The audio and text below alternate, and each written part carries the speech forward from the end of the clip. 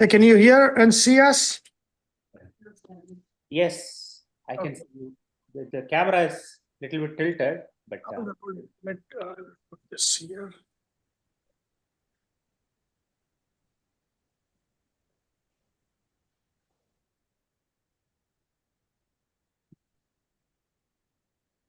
ನೀವು ಒಂದು ಏರಿಯಾದಲ್ಲಿ ಕೂತ್ಕೊಳ್ತೀರ ನಾನು ಸೆಟ್ ಮಾಡಲ್ಲ ಅದನ್ನ. No, I'm here. Okay, it's go. I'll put it here. Hey, can you see us? Yes. Okay, hold on. Let me mic. Oh, I have a mic here. Let's see. Just.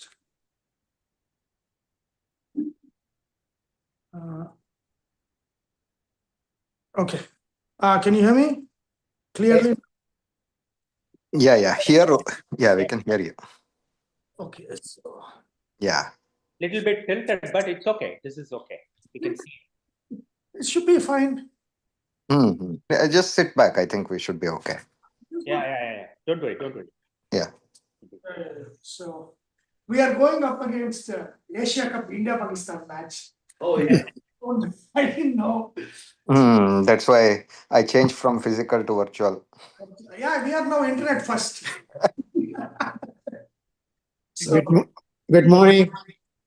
good morning. You have to, this is all captured on phone, so I have no way of knowing who it is. So, Okay. Morning. We will open up the cameras. Okay, got it. Okay, but can you see see and hear well? Yeah. Okay.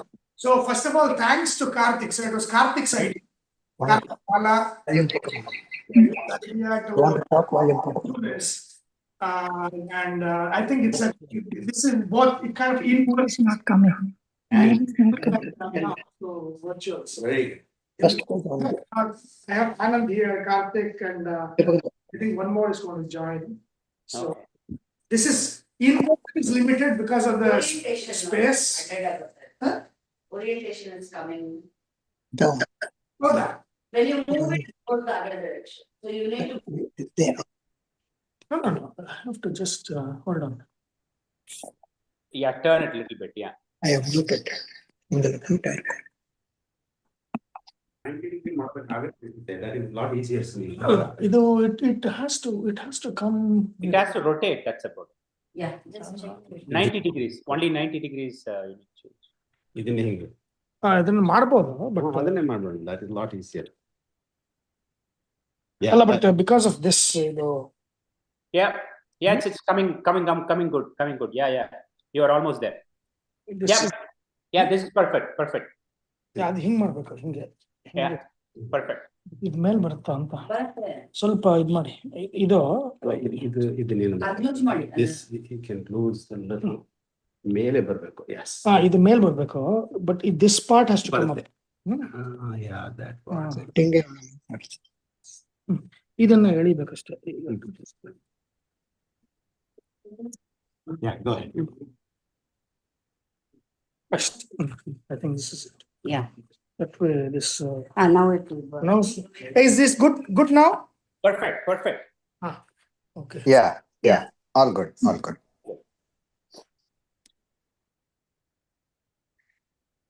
It is also live streaming on YouTube.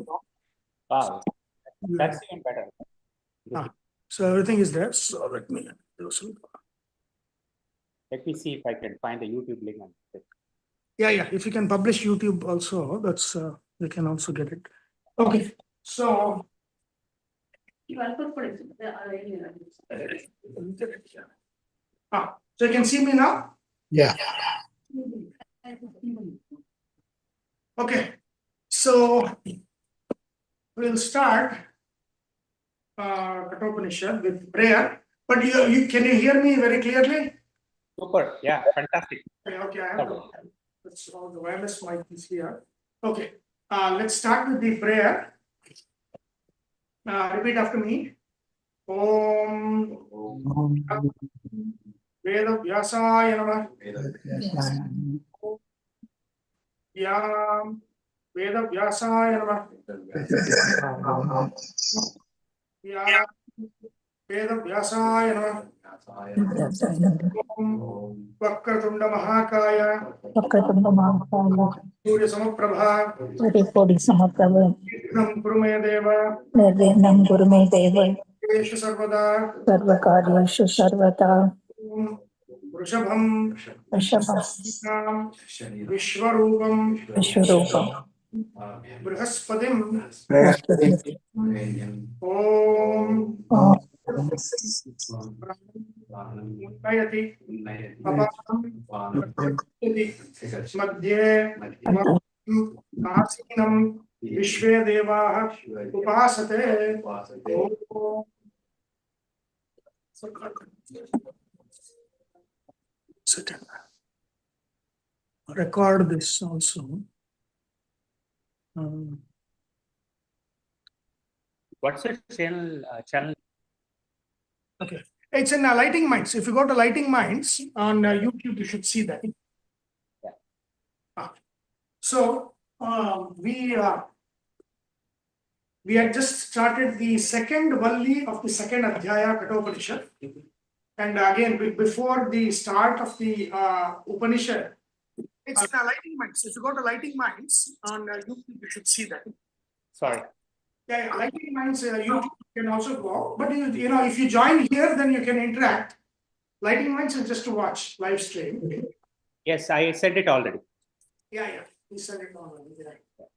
And so before the start of the Upanishads or any Shruti, you need to understand or you need to remember three things. One is the Rishi, the Chandas, and the Devata. Yes. Right? So Rishi here is Yama. So Yama Vayospata is the Rishi. Chandas is Yatasthana. That means here most of it is Trishtup is coming. Some Anushtup is Chandas is there. So basically, you are remembering the Rishi because Rishi has the full knowledge of the import of this Upanishads. And so we are asking the Rishi through the prayer to share that knowledge with us.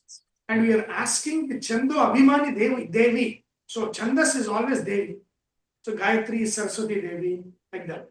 And then you are asking the Chando Abhimani Devi to give the purity of speech, pronunciation. Right? So that's what it's called it's called Shiksha.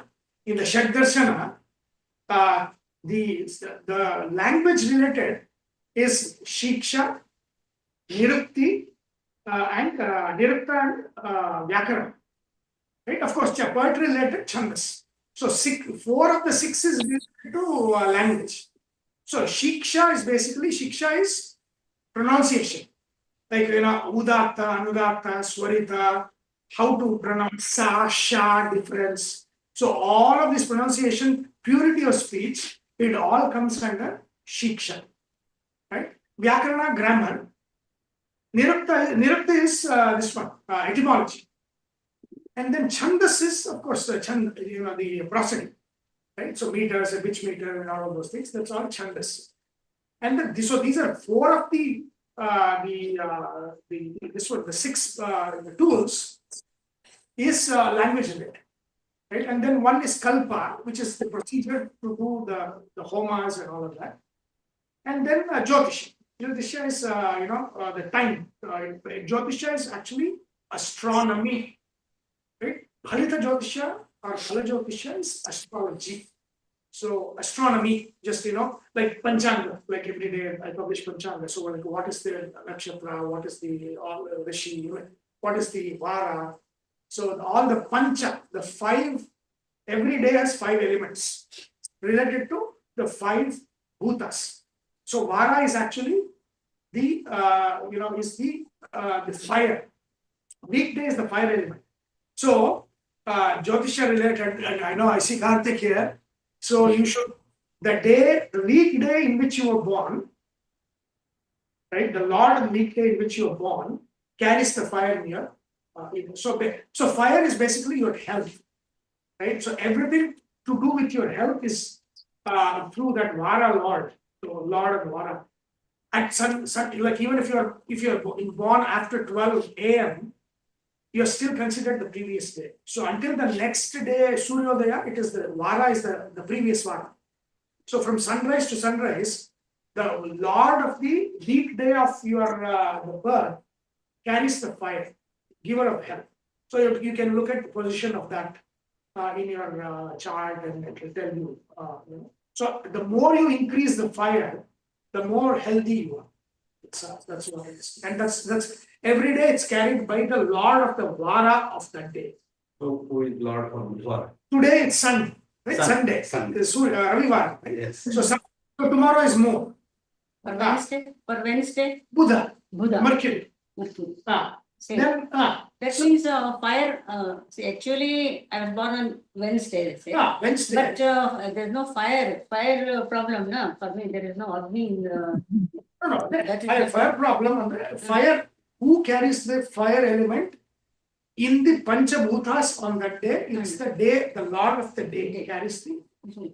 So if you're born on Wednesday, then the Buddha carries the fire. Fire.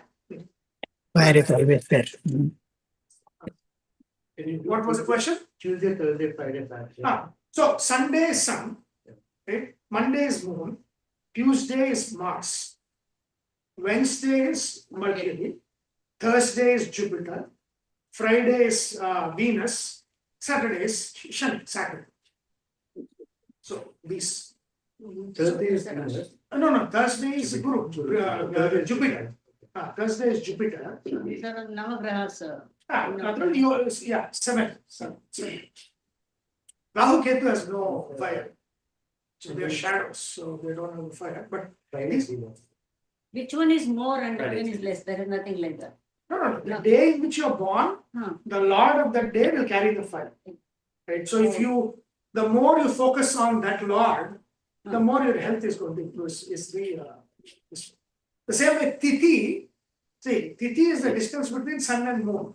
Yes. So that is father and mother. Right? So in the Jyotisha it's called water element. Tithi is the emotion. So that is why when what is the effect of a good Tithi is good emotions. A bad Tithi. Today is Ashtami is a bad Tithi. Right? But it is emotions are not good in when moon is lacking. When moon is very near to the sun, water is gone. Right? So that means emotions go away. There's no emotions. So like that. So Tithi represents the water element, and water element is emotion. So when you are looking at a good Tithi for something, you are actually looking to promote the emotion. Karana is the karma that is done. So like that. Right? So for each day, you have to look at these five. The five elements. So these Pancha Anga, they are actually Pancha Bhuta. So each one is carrying one element, and that it is the Lord of that element for that day. So again, we are digressing. Let's come back to the thing. So I was talking about you need to know the Rishi, you need to know the Chandas, and you need to know the Devata. And the Devata of this Upanishad is Vamana. And the mantra that the mantra Vamana mantra that we do is actually the next mantra that we are going to study, which is in the second valli of second adhyaya. So that is what we are going to do. Okay. So last time, there is in Mimamsa. Mimamsa is nothing but hermeneutics. That means it's an analysis of words. How to interpret a text. And it's a very common sense way of interpreting a text. And then it has what are the strengths, what are the pointers and guides that you need to do that. Right? So there are there are 7 tools. They talk about upakrama, upasamhara. That means upakrama means the introduction, and upasamhara means the summary.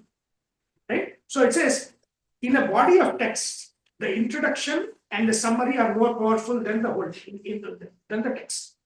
Basically, why? Because introduction is introducing the topic, and summary is summarizing the topic, right? The conclusion, right? So that means it will give you a fair idea in these 2 parts what the text is.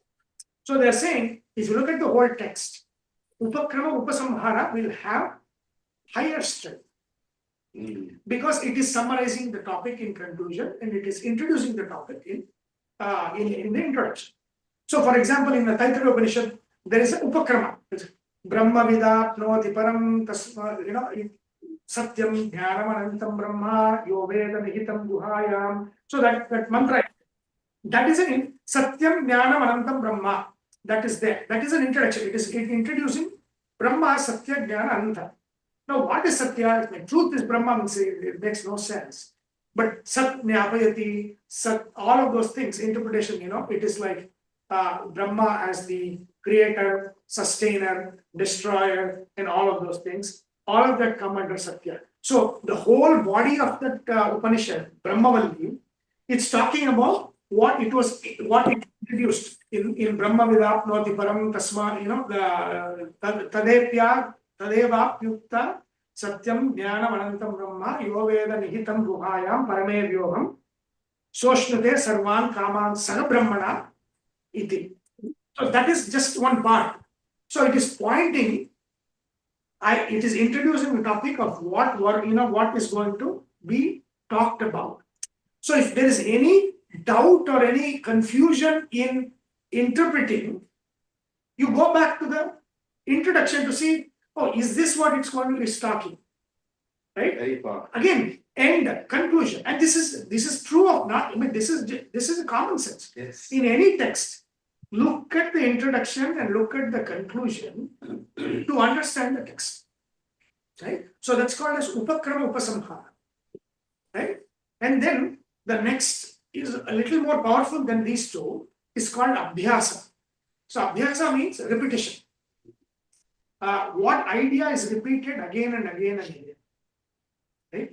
So that is the like, for example, in English, in literature analysis, you could hermeneutics call it what is the theme of that section, yes, or theme of that book.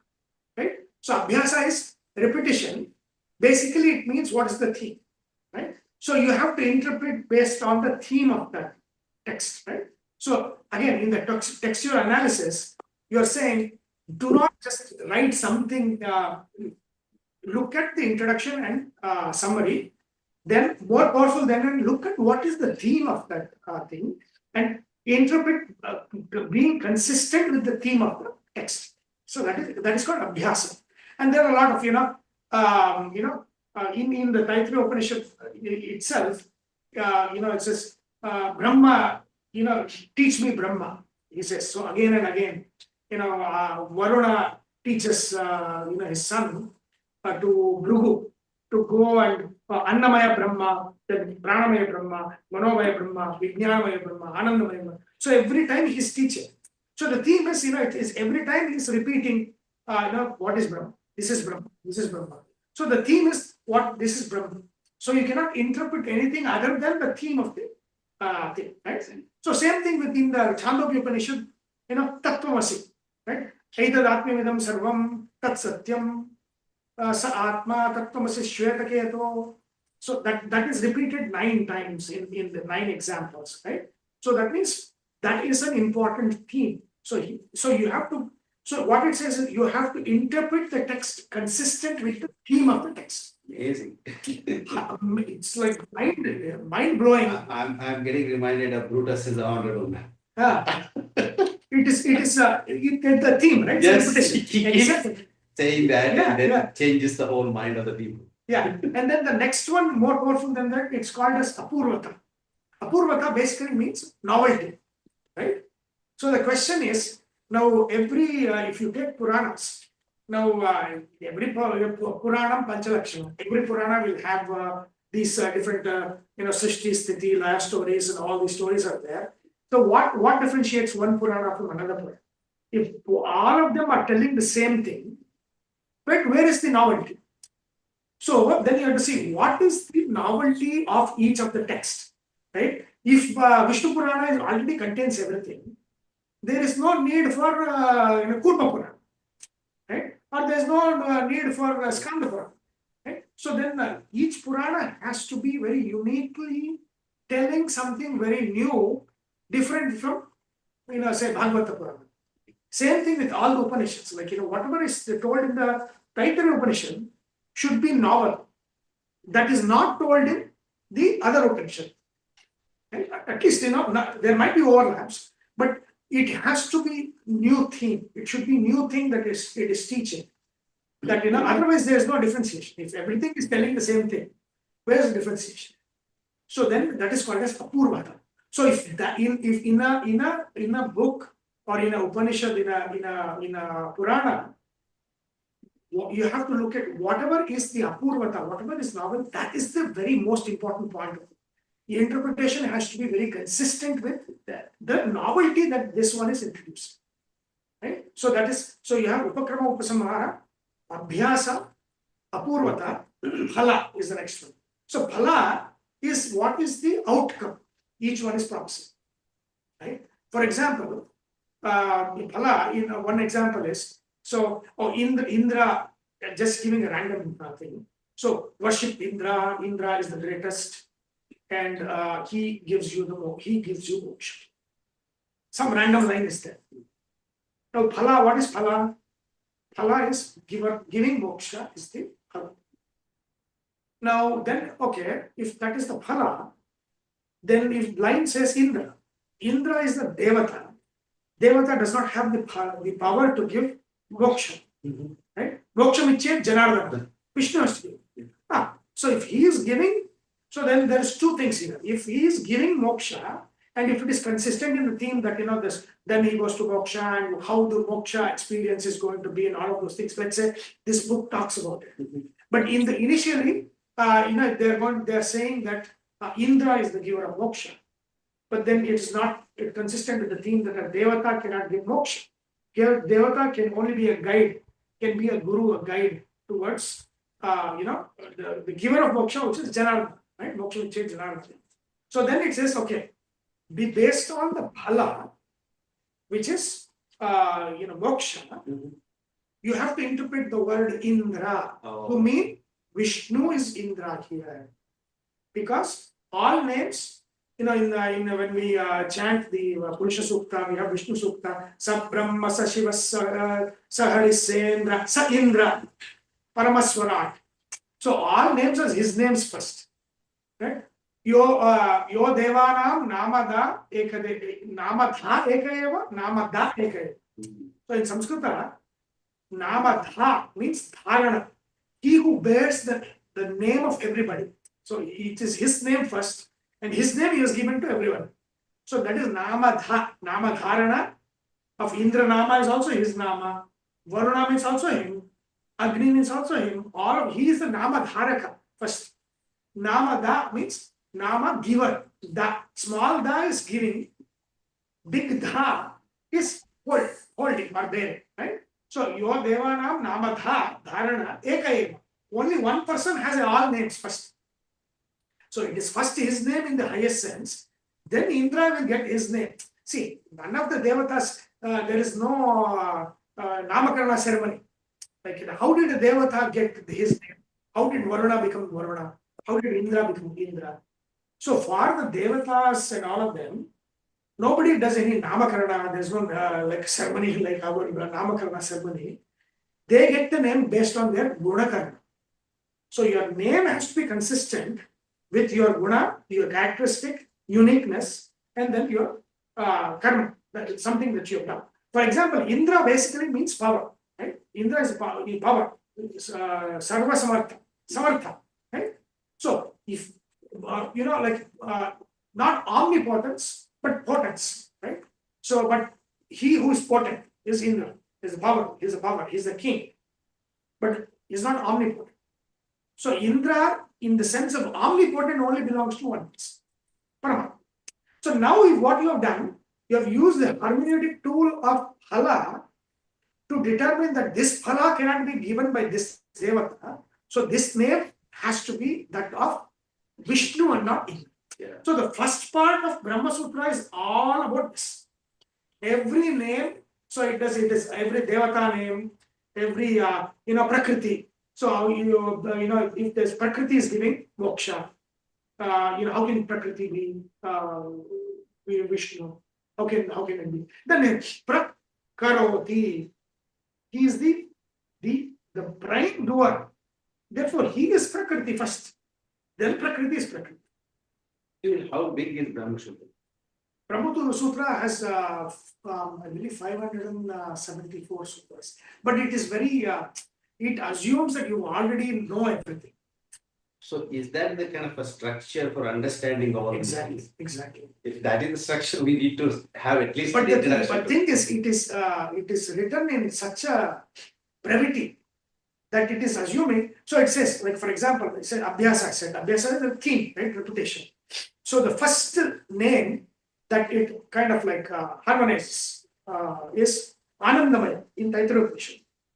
So the sutra is Om Anandamayo Bhyasat Om. That's it. That's the sutra. Now, what it means that in the Brahma Sutras, the sutra is referring to Annamaya, Pranamaya, Manomaya, Vijnanamaya, Anandamaya. But when it is referring to Anandamaya, it is saying something very confusing. It says this Anandamaya, his head is Priya, Modo Dakshina Paksha, Pramoda Uttara Paksha, Ananda Atma, Brahma Pucham Pratishta. So that means this Anandamaya is it's a figure which his head is Priya. So in Samskrita, pleasure is many different kinds. Priya is a pleasure that is derived from consumption of something, right? Ice cream is Priya, right? So his head is Priya. Moda is his right hand. Pramoda is his left hand. All of these means pleasure, happiness, and all of those things, but derived from different things. Ananda Atma, his body, his chest, his middle body is Ananda. Then it says Brahma Pucham Pratishta. His legs are Brahma, it says. Brahma, it says. Now it is all confusing. Who is Anandamaya? Anandamaya's legs are Brahma. If somebody's legs are Brahma, then the Anandamaya has to be greater than Brahma, because Brahma legs are one amsha of Anandamaya. So then that confusion comes. So who is Anandamaya is there? So then Vedavyasa says Anandamaya Abhyasa says. That means the theme is who is Brahma in this. So Anandamaya has to be Brahma. And then in that Adhikarana is on topic. In that topic, Anandamaya topic, then Vikarascha Neti Prachuryata, some sutra, which says that Mayat Pratyaya suffix in Samskrita. Mayat means full of, right? You say Suvarnamayaha Gataha. That means this pot is full of gold, right? Mrinmaya Gataha is full of clay. That means it's full of clay. It's full of, it is like. So vikara, basically mayat is used in the sense of vikara. It is like it is made up of. For example, in English, where we say made up of, that suffix, that is mayat, is in that. But that is so. But there is no vikara in Brahman. So in this, when we say Anandamaya or Annamaya, what does mayat mean? Vedavyasa says Maya also, mayat pratyaya suffix also has another meaning. Prachurya, omniscience or omni or infinity. So the infinity, so Maya, when you say Maya, it can mean infinity, everything, or it can mean full of. So then Vedavyasa says in the Upanishad it's used in the sense of infinity. Anandamaya means infinite happiness. That is what he is, Anandamaya. So that then he's like, for example, all of the confusions that might come in interpreting this to be Parabrahma, each one of them is. In one of the this one it says, can the legs be Brahma and Anandamaya? How can they be the same? This is no. In Purnamada Purnamidam, Purna Purnamadachite, Purnasya Purnamada Purnameva Avashishite. In infinity, a part is also infinite. A whole is also infinite. There is no difference between part and whole. Infinity is everything of infinity is infinity. So then he says, you can call infinity that, because when you say infinity's leg is, like for example, in if you look at Bhagavata, Krishna Avatara, there is a story that says that Vishnu takes it when the devatas go and request that this adharma is increasing, we need you to take avatar. In the story says in the Bhagavata that Vishnu pulls one of his hair, and that hair becomes Krishna. Krishna is infinity. Yeah. So then, how is that? It's not like the hair of Vishnu is a part, is a small amsha. The hair itself is Vishnu himself, because there is no difference of part and whole in Paramatma, in infinity, right? So that is what they're saying, that there is no difference between part and whole. Therefore, you can call Anandamaya, who is also Parabrahma, his feet is also Parabrahma, his legs is also Parabrahma, his head is also Parabrahma, his hand is also Parabrahma, he is also figure, had no figure, right? Is shapeless, without any form, right? He's a formless. So you can say all of this because he is beyond, like he's infinity. Right? So this is the kind of analysis of hermeneutics and logic and all of those things that Vedanta gives in different topics. But he gives Vishayavakya. So Anandamaya. So then you have to know which Upanishad, which part of that Upanishad he's talking about, and then you have to do that. So it is fascinating. Brahma Sutra is fascinating. It is Vishwatomukha, that means it applies to. So the conclusion that is gained in one part of the Upanishad is applicable to all of Vedic literature. So that's why it's called Vishwatomukha. That means it is, you cannot say, oh, this Upanishad saying this one, this Upanishad saying this one, therefore they are contradictory. Yes. That's not, if this Upanishad says this one, it applies to this Upanishad also. So that is Brahma Sutra is saying, the way Brahma Sutra interprets, it is saying that when you come to a conclusion, one conclusion that you come in one place is applicable in every place. Right? Basically, it's fantastic. And so it uses all these tools. You can see Anandamaya Abhyasa. So it is using the theme to tell that Anandamaya is Parabrahma himself, even though in that section it is saying that Anandamaya's feet or legs are Brahma. It's not like Anandamaya is somebody that is greater than Brahma. Because first of all, Mayat means it's infinity.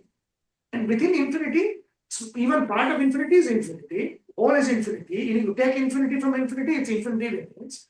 So infinity, you can talk in these terms, which to us is very contradictory. But in terms of infinity, it all makes sense. You can talk in those terms.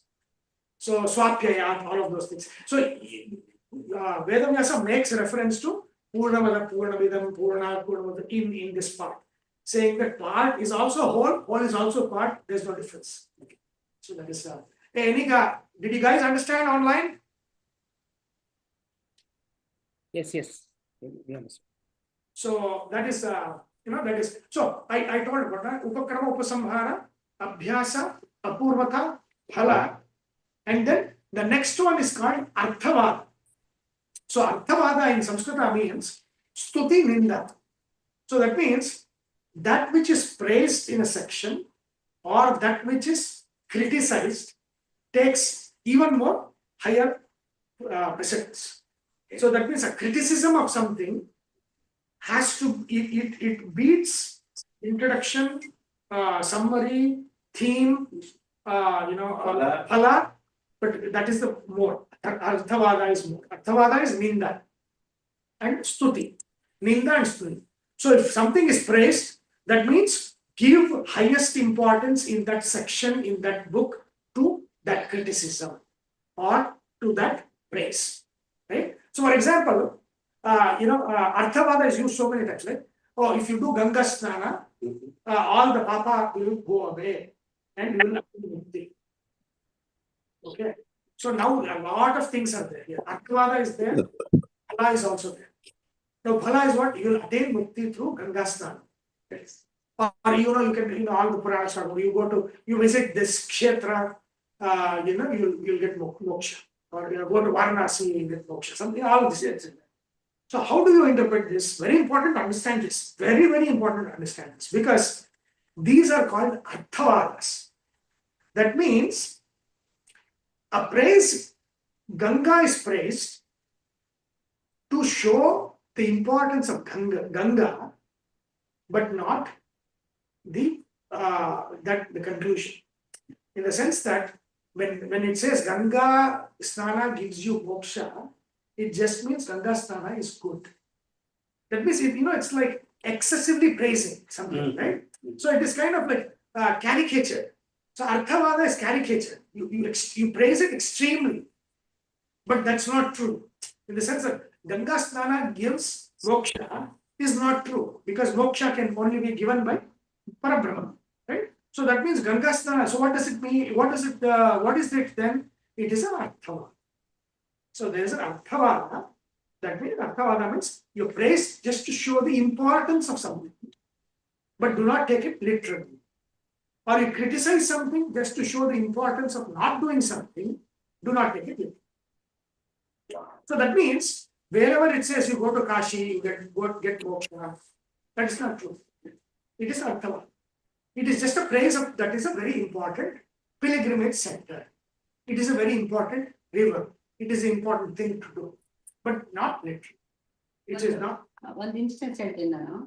So ಋಷಿಕೇಶಲ್ಲಿ ನಿಮ್ಮ ತಂದೆ ತಾಯಿ ಜೊತೆ ನಾವೆಲ್ಲ ಹೋಗಿದ್ವಲ್ಲ ಋಷಿಕೇಶಿ. ಅಲ್ಲಿ ಗಂಗಾ ಇದರ ಮೆಟ್ಲೆಲ್ಲ ಏನು ಇರ್ಲಿಲ್ಲ. ಅಲ್ಲಿ ಒಂದು ಮಠ ಇತ್ತು, ವ್ಯಾಸ ಮಠ ಅಂತ. ಅಲ್ಲಿ ಹೋದಾಗ ಅಲ್ಲಿ ನೀರು ಸುಮ್ಮನೆ ಹರಿತಾ ಇದ್ರು. ಸುಮ್ಮನೆ ನೀರು ಹರಿಯೋದು, ಬೇಕಿದ್ರೆ ಅಲ್ಲಿ ಹೋಗಿ ಸ್ನಾನ ಎಲ್ಲ ಮಾಡ್ಕೊಂಡು ಬರ್ಬೋದು, ಆ ಥರ ಇತ್ತು. ನಾವೆಲ್ಲ ಅಲ್ಲೇ ಮುಗಿಸಿ ಬಂದ್ಬಿಟ್ಟಿದ್ವಿ. ಸೊ ಅಲ್ಲಿ ಒಬ್ಬ ಸ್ನಾನ ಮಾಡ್ತಾ ಇದ್ದೆ, ಒಬ್ಬ ಅದೇ local person. I was having bath. Then he was putting soap.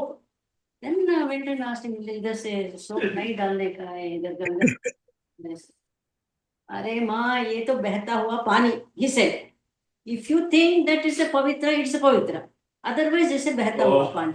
See that, see the way he explained. Yes. Like that, either you take that way also, either you can take this way also.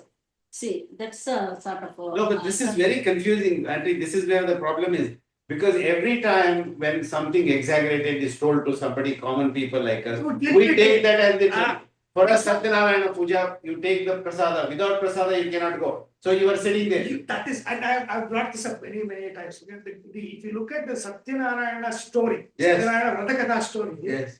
that story is Most ridiculous. It's like he didn't take the prasada, the ship sank. Yes. Or, It depends upon the person's shraddha. Yes. You think that Satyanarayana is there, Satyanarayana is there. Prasada is there, prasada you have to take in the same. No, way. but it is not Shraddha. It is saying that these are, Important. if it is not consistent with the principles. Yes. See, what Vedavyasa is talking about is principles. What are the principles? If that is not consistent with the principles, then it is an Arthava. Yes. Right? So for example, like Satyanarayana Puja, or he didn't take the prasada and the ship sank, or she didn't take the prasada and the husband sank with the ship, something, right? But it is not like, otherwise it's fear inducing. But what it is, if you take it as Arthavada, where it is what is true, it is basically Ninda. It is using Ninda. It is doing a criticism of the person that does not take the prasada. Yes. So it is saying prasada for in a Satyanarayana Puja, prasada is very important. It has to be taken. Yes. To me, it is you have committed something, you conclude it, you finish it. You take the prasada. Good. Because in this instance, in the Satyanarayana Puja, prasada is very important. Yes. This is blessings of the Lord what we This one is Yes. important. But in Satyanarayana Puja, it is not. But the story is Arthavada. Yes. So when you know the concept of Arthavada, It makes then sense. you will understand, okay, this is the exaggerated. Correct. So you need to know, that is very important. So you need to know in the text where it is an exaggeration, where it is literal, and where it is a criticism, exaggerated criticism, where it is real. You need that understanding. Which one you have to take it as real, which one you have to take it as extreme criticism, not literal. So that what is not literal and what is real and literal, that differentiation comes when you apply it. Yes. So Arthavada. And even Stuti, I think, is the same thing. Stuti is the same. Overpraise. Excessive praise. Yes. This is Ganga Snana gives you moksha. Correct. Or Varanasi visit will give you moksha. Or Tirupati visit will give you moksha. No, if that was the case. All your papas will be washed And away. then what is that? See, again, if you are consistent with the principle, Yes. then what is the need for any sadhana? If a visit to Varanasi would be That's it. good or deep enough. No. It is not talking about literally, it is talking about the sacredness of the place and the sacredness of the river. That's all it's doing. So it's an exaggeration to show the sacredness. It is a style of text. it's a style of exaggeration. See, this is a poetry. Exaggeration is part of a poetic way of telling, right? So that is basically that's what it is. So when you understand this, you will know how to read the text. Yes. That is why they keep saying, right? You should not literally read these texts because it is very confusing, very contradictory.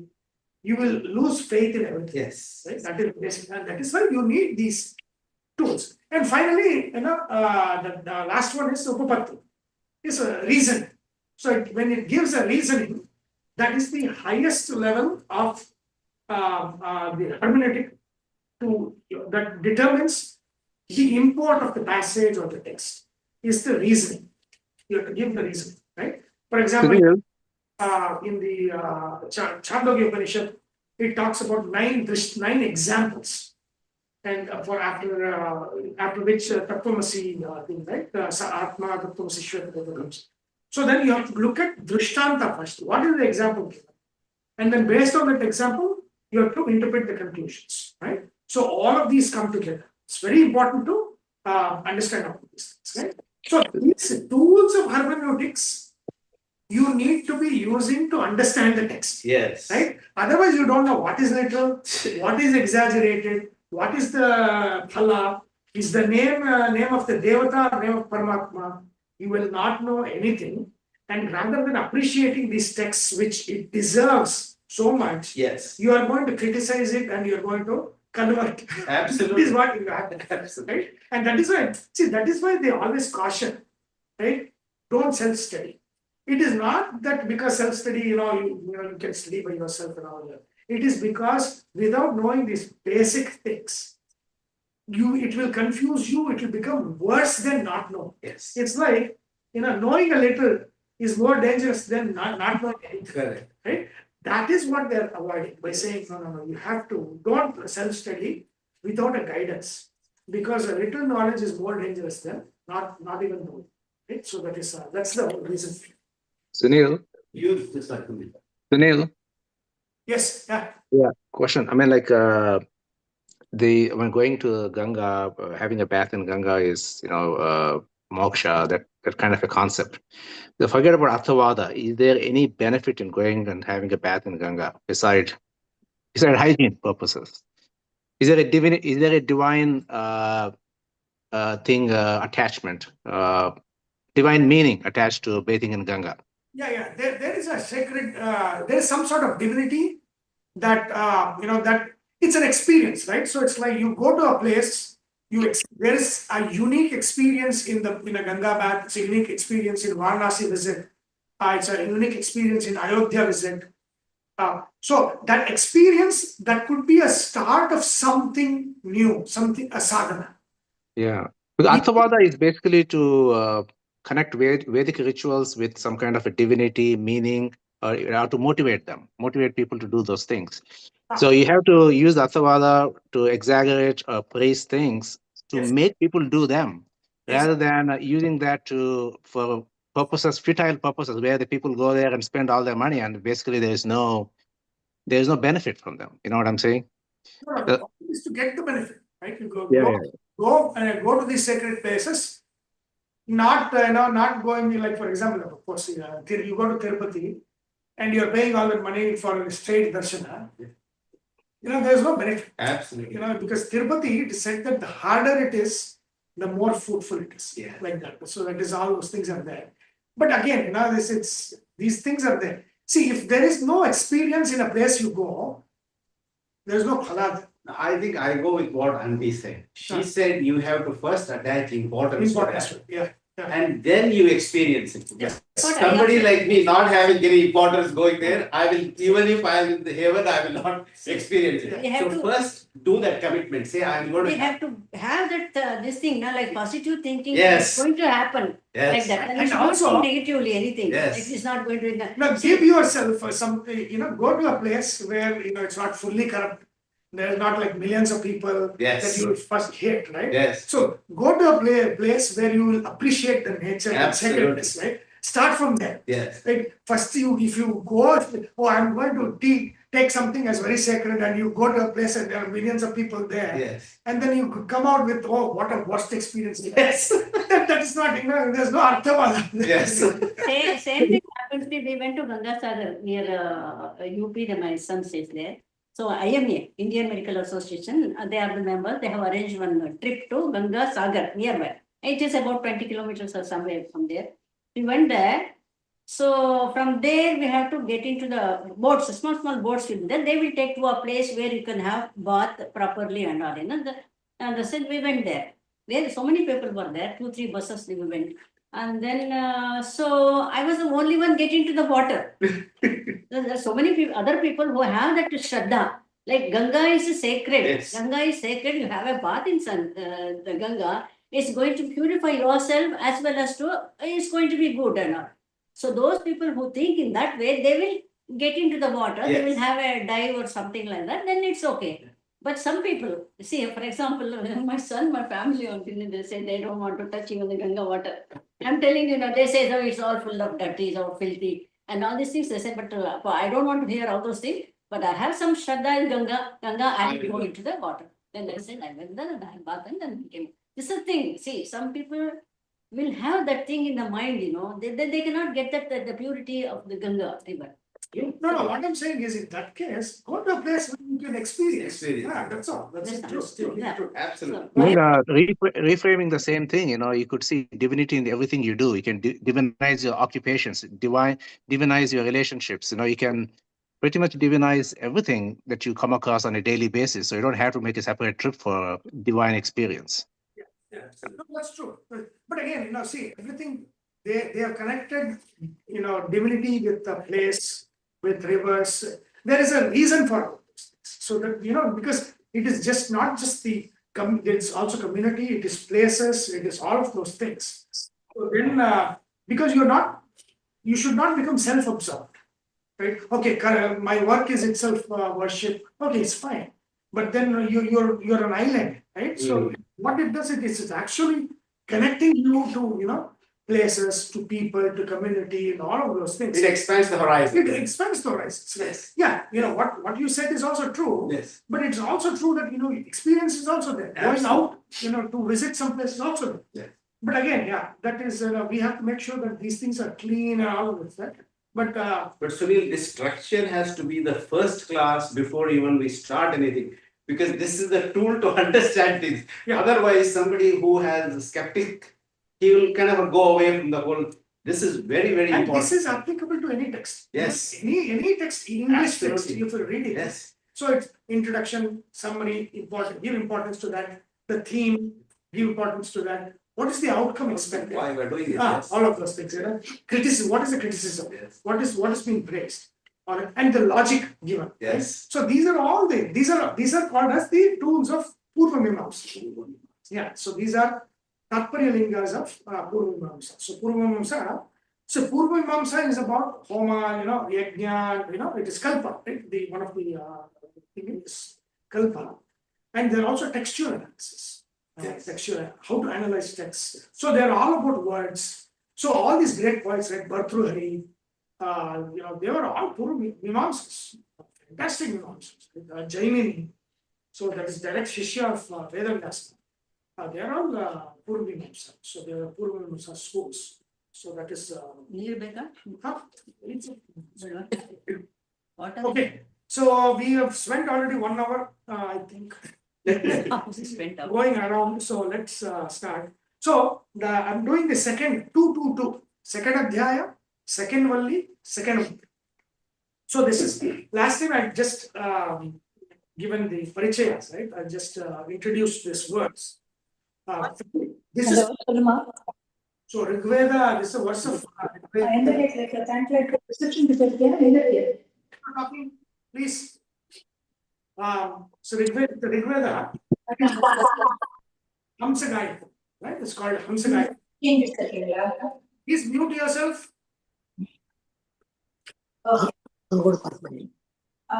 Mute yourself, please.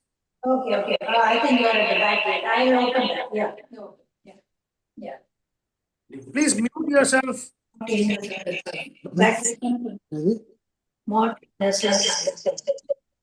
Dry cleaners are difficult ones. Dry cleaners are difficult ones. Back waiting. I'm going to I have to talk. remove from this Zoom. Please mute yourself. We go. ಇಲ್ಲ, it's not. No, it's not her. No. It's not. ಇಲ್ಲ, it's okay. But so this is called, next one is called Hamsa Gayatri. It's a Rigveda mantra. Yes. Hamsa Gayatri mantra. I'm going to remove you now. ಇಲ್ಲ, it's not her.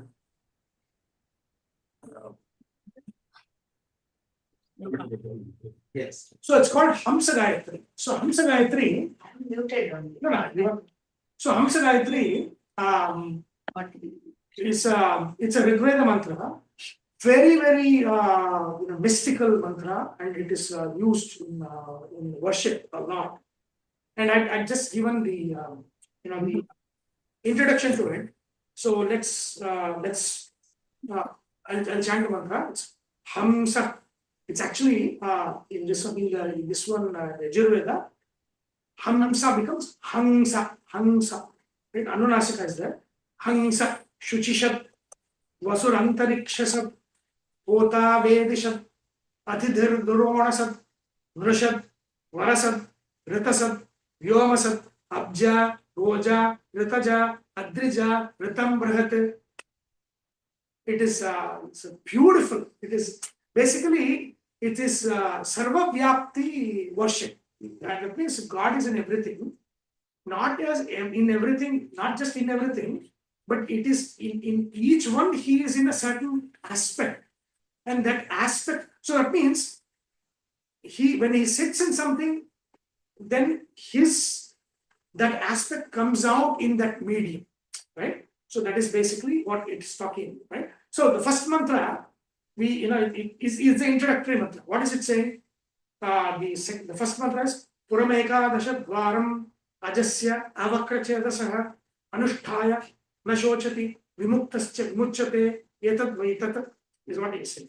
Now, what is it saying? There is this city of 11 doors, which is human body. It has 11 doors. It is a Pura. Pura means city. Pura also means Purna. That means it's fully endowed. That means human body is fully endowed for sadhana. So right, so that's why it is a Pura, right? But it is a Pura of 11 doors. And then we looked at what are those 11 doors. We have 7 doors in the head face itself, right? 2 eyes, 2 nostrils, 2 ears, and then mouth. That is 7. Then Vayu Upastha, the genitals and the excretory. So that is 2, 9, right? So Gita talks about Navadvara Pura. Navadvara Pura is in the Gita, is talking about that. In the Upanishad, it is talking about 11 doors. Now it is talking, there's also 2 doors. When you say 9 doors, it is talking about active doors. That means all that is which is in daily use, right? The 9 doors. 9 doors are always active. Then there are 2 doors that is shut. Your umbilical cord, right? Once it's cut, that door is navel umbilicus is cut, is closed, right? That is the 10th door. And then your Sahasrara chakra opens only when Sushumna Nadi carries the Jiva out of the body. That is the only instance where that door opens. Until then, the door is closed, right? So then there are 9 active doors and 2 inactive doors, right? So Ekadashi. So that means these are not contradictions. Like if you look at these English interpretations of this, British and German and all these Indologists, they look at these things and they're like, okay, this is an evolution. At a very ancient time, they were only considering 9 doors, and then it evolved and they added 2 more doors. That is how ridiculously foolish these kinds of. Whenever they say some kind of contradiction, they are not. It is apurvata, right? So if Upanishad can also say 9 doors, but then what is every Upanishad is saying the 9 doors? Then what is the apurvata? So that is why in Gita it is saying 9 doors. In the Upanishad, they say 11 doors. So then the thing is, what is novel in this? Oh, it's also talking about two closed doors. The umbilicus and the sasra. There are two closed doors. Right? So that is 11 door city, or that body that is endowed with 11 doors, which is endowed with all of the faculties required for sadhana. This is ajasya avakrachasya. Whose body it is? Ajasya. That means it is the body of somebody that is unborn, is not born. Right? And who avakrachetas means who has no delusions. So that means it is not the jiva. Jiva is not aja. I mean, aja in the swarupa. But again, with physical body, jiva is born. So this is the body of 11 doors, which is endowed with all sadhanas, enabled to do sadhana. But it is owned by not the jiva. It is owned by the one who is never born and who never has delusion. Jiva is born, jiva has delusions. So, but the body belongs to one who has none of this. It is never born, not as yet any delusion. So, the first thing, like I said last time, is that this body is given as a gift to us, right? We are renting this body, we are not owning this body. So look at the introduction, right? So that means the theme of this section is going to be to understand yourself as not as owner, but as a follower. Right? Naham karta. I am not the doer. Right? So that sense it is training. Right? Anusthayana shochati. That means once you understand this and worship God, like He is the real owner, right? Which is also Ishavasya Upanishad also saying, who is the real owner of this world? He is the real owner. You are just leasing, right? You are renting the place. The real owner is Him, right? So Anusthayana, if you come to that attitude, na shochati, you no longer have any suffering. Vimuktascha vimuchyate. And I said last time, right? This is one principle. That means if you are free here, you are freed there. In the sense that if you do not achieve something here, you will not magically achieve it there. So, like for example, in conversations, it will come, oh, you know what? Oh, Hindus believe in rebirth. Yeah. If not in this birth, there's a next birth, and I'll pick up from next birth. So that is a foolish term, right? So what it is saying is, if you are not in this birth, it is not going to happen in the next birth. So that is why Krishna says, at least in the Gita, at least start now. This is at least start now, because I'll make sure you will continue in the next life. If you don't even start and don't even do anything in this life, you will not magically start in the next life. Right? That is the dictum is, if you are miserable now, you will be miserable later. Death is not a magic that you are going to somehow cleanse the slate and you go. You press the reset button. Now I have a new chance. But it's not. You never have a new chance because you carry the baggage, right? And Yama will say later on in this adhyaya, in this valli, that no, death is not a reset. Death is not a clean slate. You carry a baggage, and therefore, if you have not achieved something here, you are not going to achieve and continue to achieve or grow in there. It is actually the reverse. It is the opposite. It is going to get harder and harder, right? First of all, you don't know whether this is the only human birth we are ever going to have, right? We don't know what birth is going to happen next year. You don't know when there is going to be a human birth. We have no idea, right? So in that sense, this is the human birth. You have it now. Make use of it now, right? Otherwise, you don't know what is going to happen in the future, right? That's what it is saying.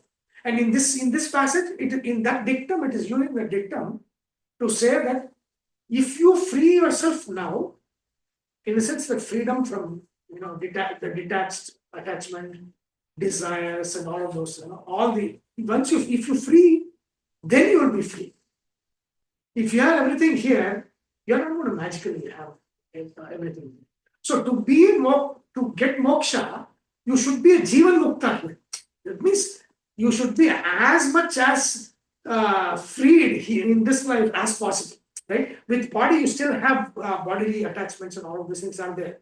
But as much as possible, those attachments should be gone. So to get mukti, you should be jivan mukta. You should have mukti in this life while living in this body. If you have that kind of freedom, then you're going to achieve it. So vimuktascha vimuchyate. The one who is free gets freed. Beautiful it's saying, right? So that is the dictum. The dictum is whatever you achieve here, you get there. You cannot magically jump into the next phase. Not your birth is not some reset or not clean slate, right? So that means now you know that what is the theme. The theme is that you have to understand this attitude, you have to bring it to your worship, right? And then you have to achieve it now. So all of the next verses, they are all going to focus on this attitude of the sadhana, right? So then in that, the second one is this Hamsa gayatri mantra. So we were looking at this, what is this Hamsa? So Hamsa, like we were looking at, Hamsa is swan, but in the Upanishad, in the Vedic language, Hamsa is very, very mystical word, right? And I think Karthik knows like Hamsa. So what is the name Hamsa? We were last time. What is Hamsa? It is a prana mantra, right? So Hamsa is nothing but, see, there are two versions of it, right? So now, if you do out breath, in breath, the mantra is Hamsa, Hamsa, Hamsa. If you do in breath, out breath, Soham, Soham, Soham, right? So the mantra itself is Hamsa, Soham. That is a mantra, right? So that is that mantra, that Sa is the sound of the in breath. Ha is the sound of the out breath, right? So but the breath is continuous. So when something is continuous, you can start with in. So in out, in out, in out, in out. Soham, Soham, Soham. Or you can start with out, out in, out in, out in, out in. Hamsa, Hamsa, Hamsa. Right? So basically, Soham is the inverted version of Hamsa. Right? So this is called as, like last time I said, a japa. Right? Japa is an intentional repetition of something. Right? A verse, a mantra is called japa. Ajapa means it is an unintentional repetition of something. And there's only one unintentional repetition of something that's going on, and that's our breath. Right? So mystically, the way they say it is, even when we are asleep, the prana within us is meditating using the Hamsa mantra on Hamsa, which is the name of Paramatma. The name of Paramatma itself is Hamsa. Right? So Hamsa mantra, and like I said, the most simplest form of meditation, which is very, very deeply impactful, is the Hamsa mantra meditation. I think I taught it in 2008 or 2007 in class here. Just close your eyes, right? And then don't alter your breath, nothing. Just observe the breath. And then when you're breathing in, just in the mind, not even in outside, not even voicing. When you breathe in, say so. When you breathe out, say hum. So not even vocalize it in just the mind, and you're just noticing the breath, and that's all. If you of course the mind tells stories, right? If you leave that and you think of something else, then the moment you're aware of it, bring back to breath and just stand, chant it. It's a very good sleep aid, right? If you are awake, you can keep chanting that in your mind. Then if you go to sleep, it's good, right? You have dual benefit. So that's a Soham mantra is there. Or you can say, out breath, in breath, out Hamsa, Hamsa. Without even, don't elongate the breath, hold it, nothing. You just observe that we are breathing and then give a sound to the breath. When you take in, sound. When you breathe out, in your mind. That's a most powerful one. Anything that has to do with the breath is a very powerful one. Okay? So Hamsa. So then what is Upanishad is saying? Hamsa Shuchi Shad. Shuchi is purity. So Hamsa sits in purity. Sad. So now Sad is in it is etymologically related to sit, set, sedentary, sedate, sed, sad. It's all related. Sit down, basically sit, seat. Right? Look at the sad, sadhana, sadhana, right? Upasana, sit down, right? So sadhana, sad means seat, sit, sedentary, all of those things. He sits in it, basically. Shuchi, shad. In Samskrita, when you have shuchi, sat becomes shad because of the rules of Vyakarana. Shuchi shad. It's not shuchi sad. The flow, because of the flow, the rules, it is shuchi shad. Means shuchi sad. That means as Hamsa, he is sitting in shuchi. And who is the shuchiest of all the devatas? Pranadeva. Right? So Pranadeva is like I told the Upanishad story where all the devatas can have asura avesha. Prana is the only one that cannot have the asura avesha. And I told you the Upanishad story where asuras try to have the avesha of prana, and then it is like the Upanishad describes this as if a ball of clay is thrown against a rock. It is smashed and the clay got smashed. So they could not touch Pranadeva. Right? So Shuchi, he is the Shuchi, highest of all the Shuchi. So Shuchi Sad. That means why is he Shuchi? Because Hamsa is Shuchi. Right? So that means the form in which he sits, the medium will reflect that. Right? In Pranadeva, he sits as Hamsa. Right? It's also breath. Right? So he gets, Pranadeva gets purity, that is untouched purity.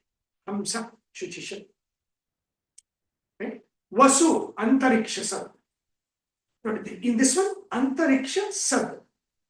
He sits in Antariksha, in the space. Antariksha Sad, as Vasu, as Vayu, right? Varasu, it is said to be Varasu, Vayu. So Varasu, etymology, it's Vasu is basically etymologically Varasu. Vara means highest. Su means Sukha. He who has the highest Sukha, Brahmadeva, among all the jivas, Vayudeva. So he's Varasu, Vayu. He sits in Antariksha. Right? Vasu Antariksha. Hota Vedishat. This is very beautiful. Vedi is Yajna Vedi, right? Vedishat means what? He sits in Agni. Agni is within the Yajna Vedi, in among the bricks. Agni is there. Vedishat, he sits in Agni, and he is also Hota. He sits in the Hota. It's in the Gita, there is one Brahmarpanam, Brahma Havihi, Brahma Gnau, Brahmana Hutam, Brahmaiva Tena Gantavyam, Brahma Karma Samadhi. So it is a big picture. It is a sarva vyapta, this one, vyapta upasana. You see God everywhere in everything. Right? And not just, it is literally, it's not just sitting there. It is that guna is reflected in the medium in which he is sitting. So in Agni, he is sitting. So if you look at, like I was telling, there are three idols, most purified idols. The three idols are, what is it? In Bhuloka, what is it? Fire. Bhuloka. The Agni. Right? Agni is the purest idol. Right? In Kartik, in the Bhurloka, what is that? Fire. Vayu is there. Right? Bhurloka, Antariksha, Vayu is there. In Swarloka, what is that? Aditya, Surya. Right? So if you look at any homa they do, any puja they do, they use this vyakritis, bhu, bhuva, swaha, and then bhu iti agnau pratidishtati, bhuvar iti vayau, suvaritya, right? Or bhu iti agni, agnau, in agni, bhu vyakriti is there. And or even when they do devata akvana, bhuva swaha, right? And then fourth vyakriti for the fourth one, right? Is a bhur bhuswaha together. So you say bhuhu, bhuvaha, swaha, bhur bhuswaha.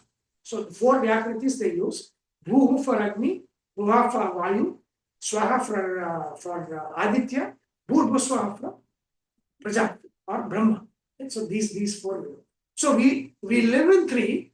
Three is a chain. Three is a cycle. Three is a chain. Fourth is freedom. Right? So always in all the pujas you invoke these three. All the pujas you invoke three. When you invoke the fourth, you're asking for freedom. And even in the four forms of Vishnu, it's called the four forms. To say Aniruddha, Pradyumna, Sankarshana, Vasudeva. So Vasudeva is a freer. Right? Vasudeva is the form that frees. The Dvadasha Akshari mantra, right? It's 12 aksharas. 12 means freedom. In Jyotisha, 12 means free. So Om Namo Bhagavate Vasudevaya is 12 aksharas. It's a freedom mantra. Yeah. Freedom mantra. So that is the Aniruddha, Pradyumna, Sankarshana, Vasudeva. This is called as Vyuha Rupa. Vyuha Rupa means Chatur Vyuha. Chatur Vyuha, that Chatur Damishtra, Chatur Bhujaha, in Vishnu Sahasranama it comes, right? That 444, this is 4. This is one of those 4. Hota means what? Hota is Hua means, you're for example, in the way the Vedic literature is written, the Samhita mantras, right? They're all calling mantras. You call the deity. Hota is basically calling. You're praising the deity and you're calling the deity to come sit in the fire. Because you have to see, it is not like I take a matchbox, put the fire, and then throw something, or devatas are not accepted. No. There is a process to it.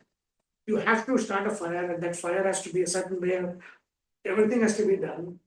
Then you have to use the Veda mantras to call the deity, right? So in the Shodasha Upachara, you are calling. Akvana is there, and you're calling the deity. Even the Ganesha mantra, Ganesha festival, you call Ganesha, right? You do Prana Pratishtapana in the idol, right? So in that you're calling the deity. If you, let's say you're calling Indra and you're calling him to the fire. And then once he's established, then you're offering to him. So then he's partaking. Okay? So Agni is taking that to Indra. So you're calling these deities to come sit in the Kalasha. You have to sit in the yantra. So they put yantra, they put kalashas, they put vigraha. So and then Agni. So all these different things they're calling the deities come.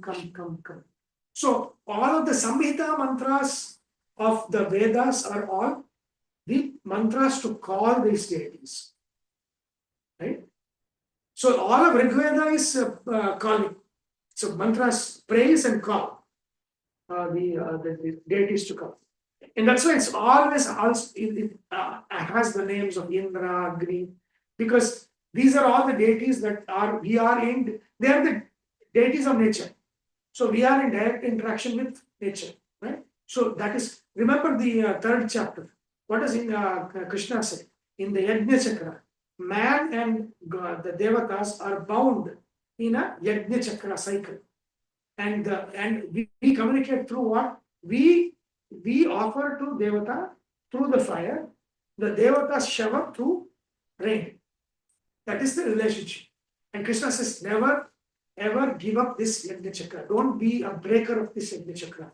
You should offer to the Devatas. Devatas will shower the bounties on you. And that's how there is no concept of Daridrata, right? Like the communist way of living. It's like everybody has to prosper. Right? Prosperity, flourish. And how do you flourish? The devatas have to be on our side. Now, how do they come on our side? Of course, we have to be dharmic and we have to offer. And when you offer them, they give back. Right? So you are making them strong. So devata is also, they have ajya. Their food is ajya. Ghee is their food. So you put ghee, you are making them strong. Otherwise, what happens? See, whenever the asuras become powerful, the first thing they do is they destroy the yajna. Why do they destroy the yajna? Because they want the devatas to be weak. So the devatas ajya book, their ajya book. So they eat from what we offer. So if we don't offer, two ways, we are, so yajnas are gone, and then you're mentally misled. You're misled not to do, or this is all ritual, this is all useless, foolish stuff. So then you are veered away from offering to the devatas. So the devatas are no longer going to be powerful to help you flourish. Right? The asuras are helping them flourish. Asuras also, see, the devatas also help you flourish. The asuras are also help you flourish. When devatas help you flourish, you will grow. When the asuras help you flourish, you will be destroyed. Right? Asuras also bring wealth. Right? So in the Puranas they say, apashabdas, when you do Indra mantras and there is you are not chanting properly, there is an Indra namaka asura. You are offering to him. You are making asurashtra. And that's why do not, Vishnu Sahasranama is the most beautiful. Whatever mistake you made, it is no problem. You can nothing will happen. In the Veda mantras and all, you cannot make mistakes. There's process, there's procedures, there's pronunciation, all of those things. So simply, chanting and all is not good. And that's why, it says, if you know properly, do it. Otherwise, Vishnu Sahasranama is there. What is it? It's even greater than all the Upanishads and Veda mantras together, right? So that one. So where the Veda mantras are all, Rig Veda mantras are all for praising and calling the deity for our prosperity. Now Yaj also means the karma, right? Offering. So it has the process of how do you build the yajna, how to do yajna. It's all Yajurveda is about that. And Yajurveda is about the application of Rig Veda mantras. Yajurveda doesn't have any special other mantras. It is the same Rig Veda mantras that basically what it says is when you should do which one, use what mantra to do what. Right? So that is the whole process of Homa, which we Rig Veda mantras to use, where to use when, all of those things in the Yajurvedas. Samaveda is basically singing. Right? The same Rig Veda mantras in the singing form, right? You do that. And Atharva Veda mantras are edited by Atharva. It's the same Rig Veda mantras only. It is just edited by Atharva and Atharva Rishi. So basically, when they were doing Homa, it was a specialization. So one's job was to just chant and call the deity. Another person's thing was to offer. Okay. The other person's thing was to look at the mistake. Is there any mistake? If there was a mistake, they would do prashchitta. So there was like many people sitting there. Like the first mantra of Rig Veda, Agnini Ede Purohitam Yajnasya Devam Ritwijam Otaram Ratnadhari. So it talks about Agni. It's not only Agni is there, the Devata, it is also Hotara. He is also in Hotara. The one who is chanting the mantras. Right?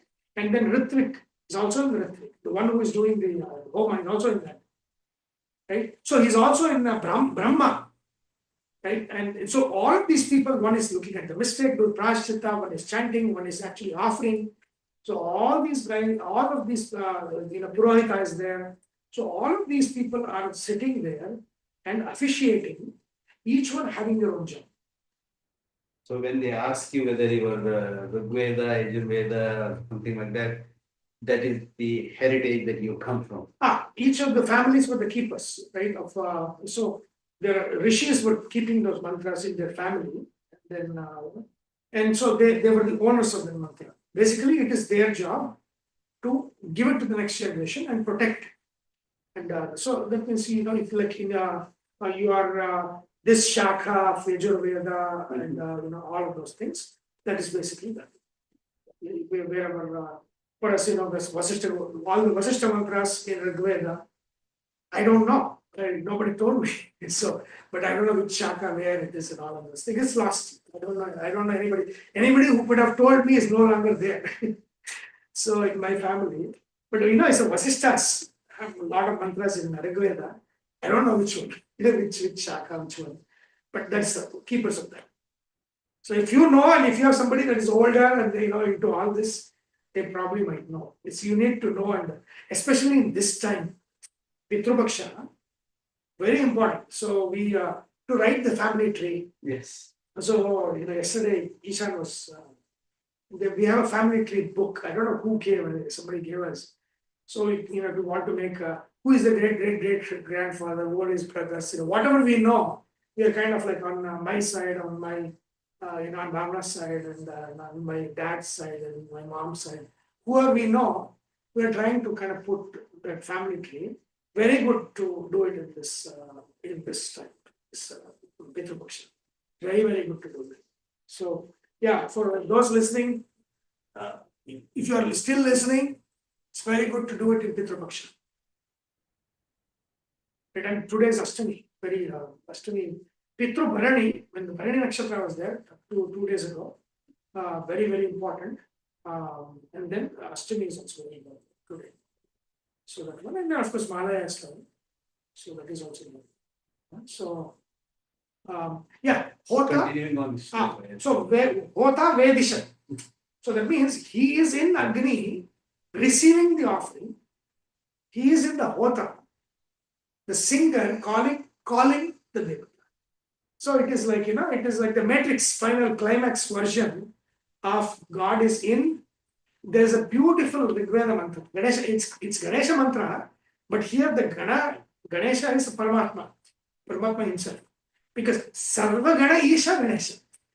Ganesha is the Isha of the Lord of the Rudra Gana. But sarva gana, all the Devata Gana, Pitru Gana, all Gana Isha is who? Who is that Ganesha? Paramatma. Right? So there's a beautiful mantra. It says, Nishusi the Ganapate, Ganeshutvam ahur vipradamam kavina, narate tvat kriyate kinchanare mahamakam madhavan chitramapcha. That is the Gana. It's used as Ganesha mantra. So, Mi su sida Ganapate. He is calling Ganapati. It could be Ganapati, Vishwam or Vishwam. In the Vishnu Sahasranama, Vishwam is the Ganesha form of Vishnu. So, Nishusida Ganapate. Come sit, O Ganapati. Susida. Sukava, Sukhayana Sidata. Sit comfortably. Ni Susida Ganapate. Susida means sit comfortably. Nishusida. Ni Susida iti Nishusida. Ganapate. O Ganapati, sit down comfortably. Ganesha Tvam Ahu Vipratamam Kavina. In among all the Ganas, you are Vipratama, Jnanatama, Kavina. Among all the Jnanis, you are said to be Jnani of all the Jnanis, among all the Ganas. For Ganesha, among all the Rudra Ganas, for Paramatma, all the Ganas, you are said to be the greatest. This part in the worship is very important. Narate tvat kriyate kinchanare. Okay? Oh, Ganesha, narate, without you, nothing will get done. Mahamarkam Maghavan Chitramacha. That means who Arka is Arka basically means Archana, right? Architaha iti Arka. The one who is worshipped, one who is praised, is called Arka. Surya's name is also Arka. That is he who is praised. So, he who is praised, he without whom nothing, no action happens. Bhagavan, you're powerful, oh powerful, like Indra. Bhagavan is Indra. See how all these Devata names are coming, which means it is referring to Paramatma. Chittamarcha. Get yourself worshipped in many, many different ways. So that means what he's saying, when I worship, the attitude of worship is, without you, even my worship to you is also not possible. When I worship to you, you are through me worshipping yourself. Worship through me yourself in different ways. Chittamacha. Beautifully said this is, right? Nishusi the Ganapate, sit down, O Ganapati, Ganeshutvam our Vipradamam Kavina. They call you the infinite, the omniscient of all of the wise ones. Narate Tvatkriyate Kinchanare. Oh great one, without you nothing gets done. No action is done. Narate Tvatkriyate Kinchanare. Mahamarkam, he who is worshipped by everybody. Bhagavan, oh powerful one. Chitravarcha, get yourself worshipped in many, many ways through me. Now the worshipper is saying, I cannot even worship because I cannot even act without you. And therefore, come inside me and get worship of yourself through me. You are the worshipping, you are the worshipper, and you are the worshipped. Because without you coming in me and helping me worship, I don't even act. I cannot even worship. And therefore, come inside me and get yourself worship. Mahavarkam Chitramarcha. Bhagavan Chitramarcha. So that is the, that is the worshipper. He is in the worshipper. He is the worshipped. He's the subject. He's the object. He's in the subject. He's in the object. Like we are in the both sides. I cannot, even if I want to, I cannot pray. Because my prayer is because you are making me pray. And I am praying to you. You are the one I am praying for. So the prayer and the prayer, everything is you may say. So that is Ota Vedisha. You are in the Agni, Vedisha, Agni, you're sitting in Agni, and you're also in the Hota, the one who's praising. And calling that Agni to sit there in the Agni. You are within the praiser, you are the praised. Atiti or Duronasa. It is very Atiti, right? So the etymology of Atiti is very fantastic. So generally, Atiti basically means simply they say Atiti. That means they who come without unannounced, announced stay, unannounced guest. So somebody who's already announced, I'm coming at this time. So by definition, you are not guest. Yes. Because a guest is somebody that walks in. Right? In the ancient times, you should also look at the context of this. So it is like when people used to travel, right, you cannot travel by night, very less travel by night. So what they used to do, they used to go from one village to another village. By sunset, they would be in one place. And there would be some place for them to rest, right? Like a lodging. It will be somebody's house that's available for them to lodge, and they'll give them food and everything. Everything is available. Next day they'll pack and then leave and then go another distance. So that's how the whole of India was. The way it was these kinds of travelers' lodge kind of things were there all over the place in established routes. They were established routes. If you wanted to go to Varanasi, Banaras, this was the route to go. And in that route, in a distance of a day, there were these places where you can go and you're going to get lodging, you're going to get a place to stay and sleep. Next day you leave and go. And that's how they used to kind of go and do and reach a place. So Atithi in that sense is somebody that just comes unannounced, right? You can have any visitor, traveler traveling that just comes. When he comes, he's very hungry and very, he's traveling for a long time. Like one day is travel. And then he might not have carried, he might not have had food, he might not have found water. He'll be very hungry and very thirsty. So then hunger and thirst was very important to give water and food. It's very important. So Atithi is an unannounced guest. That is one thing.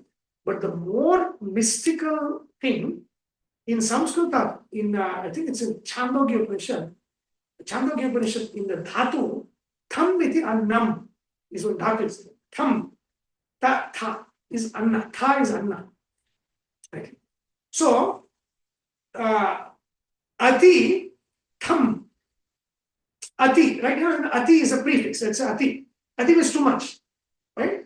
So instead of saying tithi, he who comes unannounced, you're saying ati, tham, or ti. Means he who eats a lot, that means he's so much hungry. Ati tham, right? Too much food, anna. He needs a lot of food because he's hungry, he's traveling, right? So that is also ati tham, ati thi. So that is another etymology for atithi. So that is in the Upanishad it uses this analogy. Tham iti Brahma, I mean tham iti annam, and then atitham iti this atithi is it atitham, ati bhojanam. So that is one the very beautiful etymology for that. Durona kalasham, Durona Sabda, sitting in Drona, you know Drona, okay? Drona, Mahabharata, Drona. Drona means on this one, what is it? Donne. What is it? Cup sort of thing. Cup sort of. Right? It's a leaf. Yes. Cup. Made in a shape of cup. So in Kannada, Donne is also from Drona. Okay. Drona. Here, Drona is also Drona. Drona means cup. That leaf cup. Leaf. So in the Homa, what they used to do, they used to have the Somalata, the Soma Rasa, they used to put it in this Kalasha. And that was the prasad of the yajna that they were giving. So that is, so Dronasad means in Soma, in the Soma juice of the Homa, that or the yajna that they are doing, he is sitting in there. So he is sitting in the drink, and he is also the thirst of the person. Atithi, the Ronasad. Right? So that is there's thirst and hunger here on one side, and then there is food and drink on so here in this prasada. He is in the prasada, he is in the one that drinks the prasada.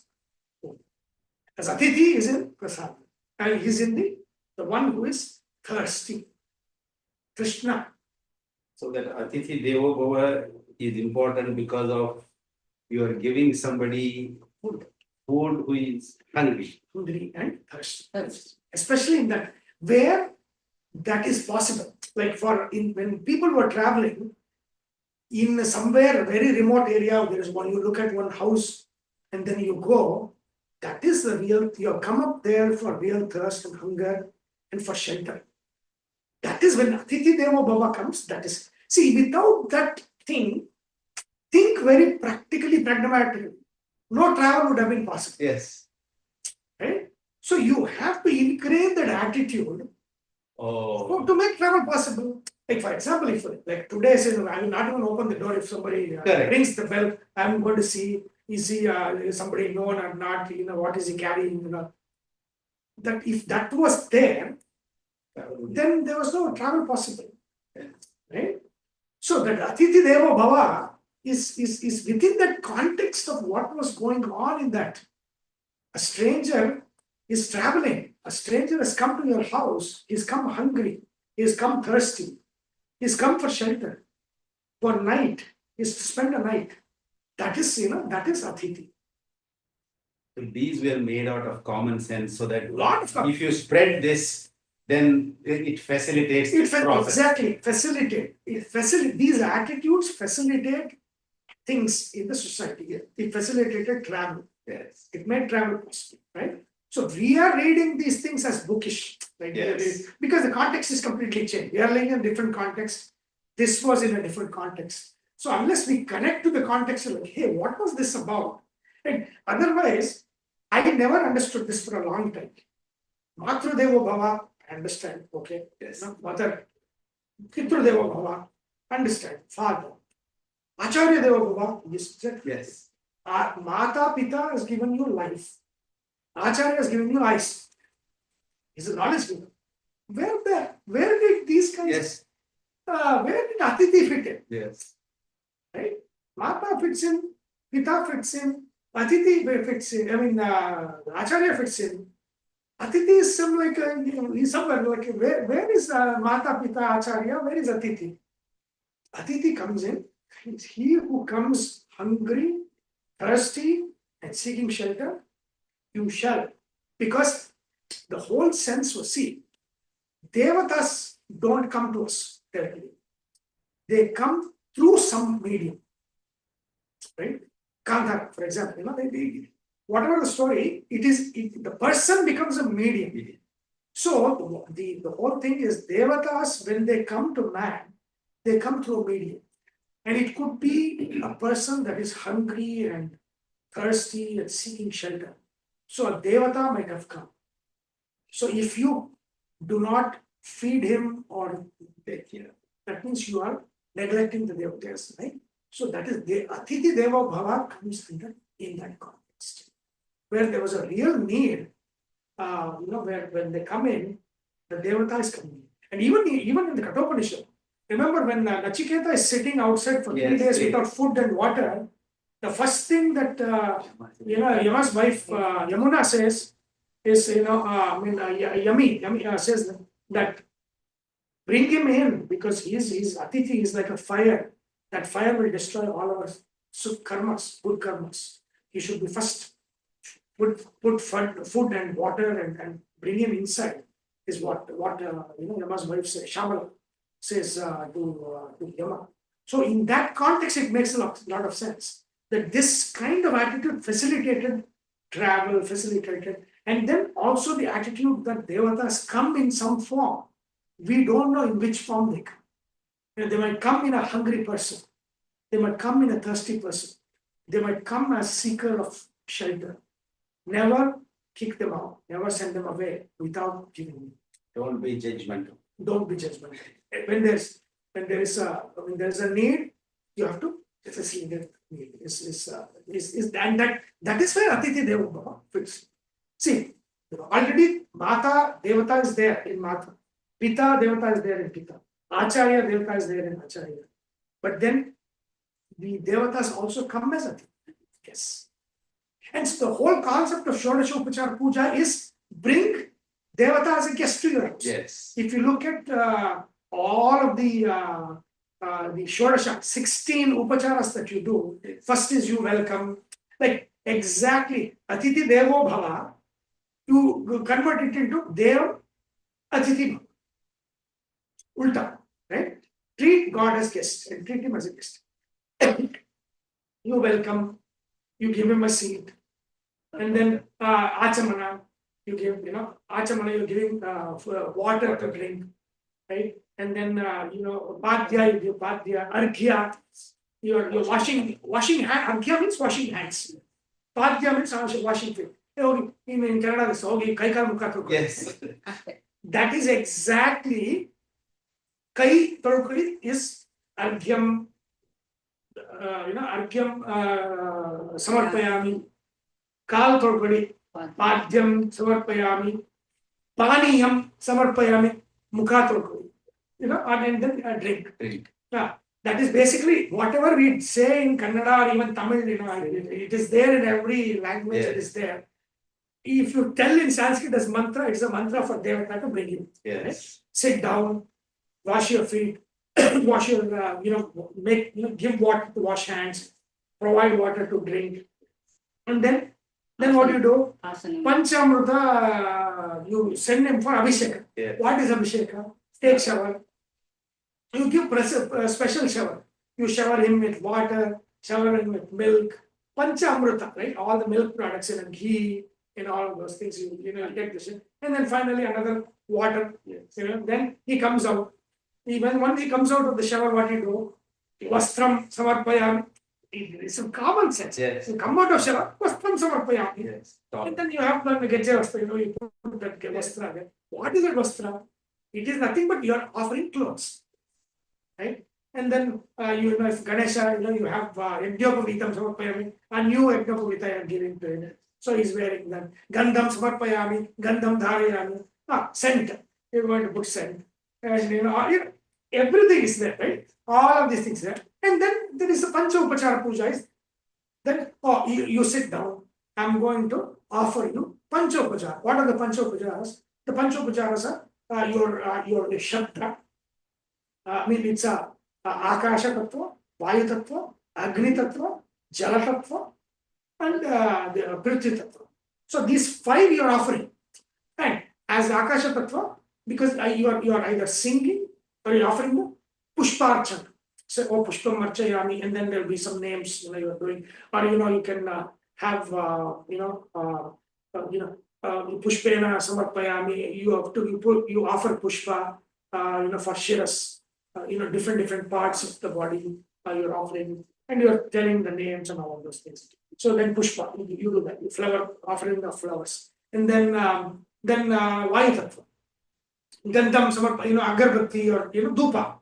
Sajjam, and you do the dupa, and then Agni, when you do Arati, you do Deepa and Deepa Arati, that is your act. Basically, that Arati is nothing but you are offering Agni, worship of Agni to the Devata through Agni.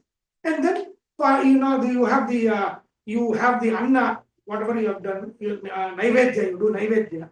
So Naivedyam, Nivedayami, Samarpayami. That is your water and the Prithvi Tattva comes. So all the Panchamrita.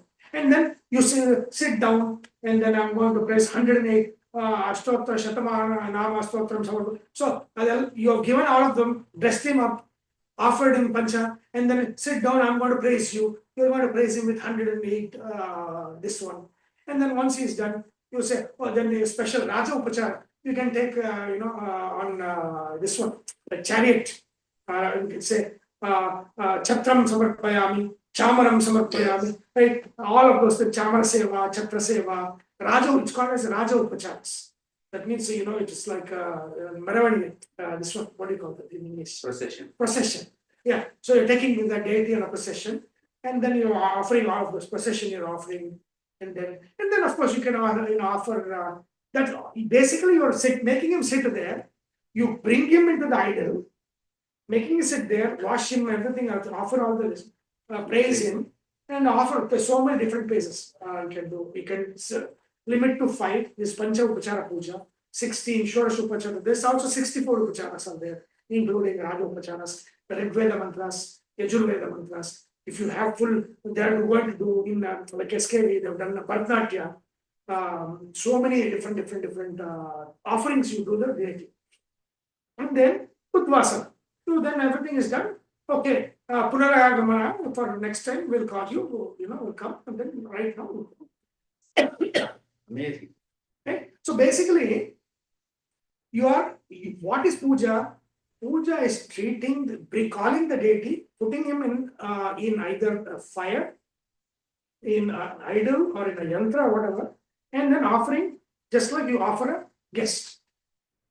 And that's it. And then you have to send him back. You have to send him back. Okay? So that is basically Shodasha Upachara Puja is actually, it is Deva Atidhi Bhava. It is like treating the deity as a guest.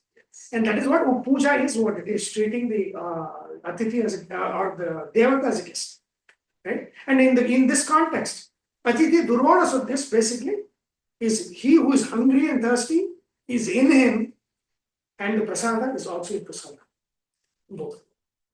Okay? So that and that's Atithi Durvana, and that is one. That is Jagati Chandas. So that is 24 aksharas there. Right? Amshan, Shuchishan, Vasuram, Antarikshasam, Vota, Vedishan, Atithir, Durvanasam. That is 24 aksharas. That is one gayatri. Half a Jagati is one gayatri. Right? So that is 24 aksharas. And then in the next part, Rasad, Nrishad, Nrishad, Varasad, Ratasad, and then, which is that? Vyomasad, Abja, Goja, Rataja, Adrija, Ritam. So that is second guide, the second. He said all this thing. Narasad, Narasad, sitting in all of the human beings. He's in every one of them. Every one of them. Narasad, this is Narasad. Then Varasad, who is Vara of Nara? That is the Devatas. who is the one of devatas, the Brahma, Shiva, all of the Rudraganas, all Rudra, basically Shiva, Saraswati, Parvati, all they are not devatas, they are devata varas. Even higher among, because they rule the faculty of Ahankara, Chitta, and all of these higher functions. So they are higher deities. Devatas rule sense organs and all of this action. They are lower, but they are directly in contact with us. These are higher deities, Buddhi, right? Ahankara, Chitta, all of the Chetana. So all of these things are higher. Right? So those are there. So Varasat, they are these higher devatas. He's sitting in them, all the devatas. He's sitting in all the human beings, all the devatas. Then Vritasat, right? Yeah. So Nrishad, Varasad, Vritasad. Yeah, Vritasad, it has to be this one, Vritasad.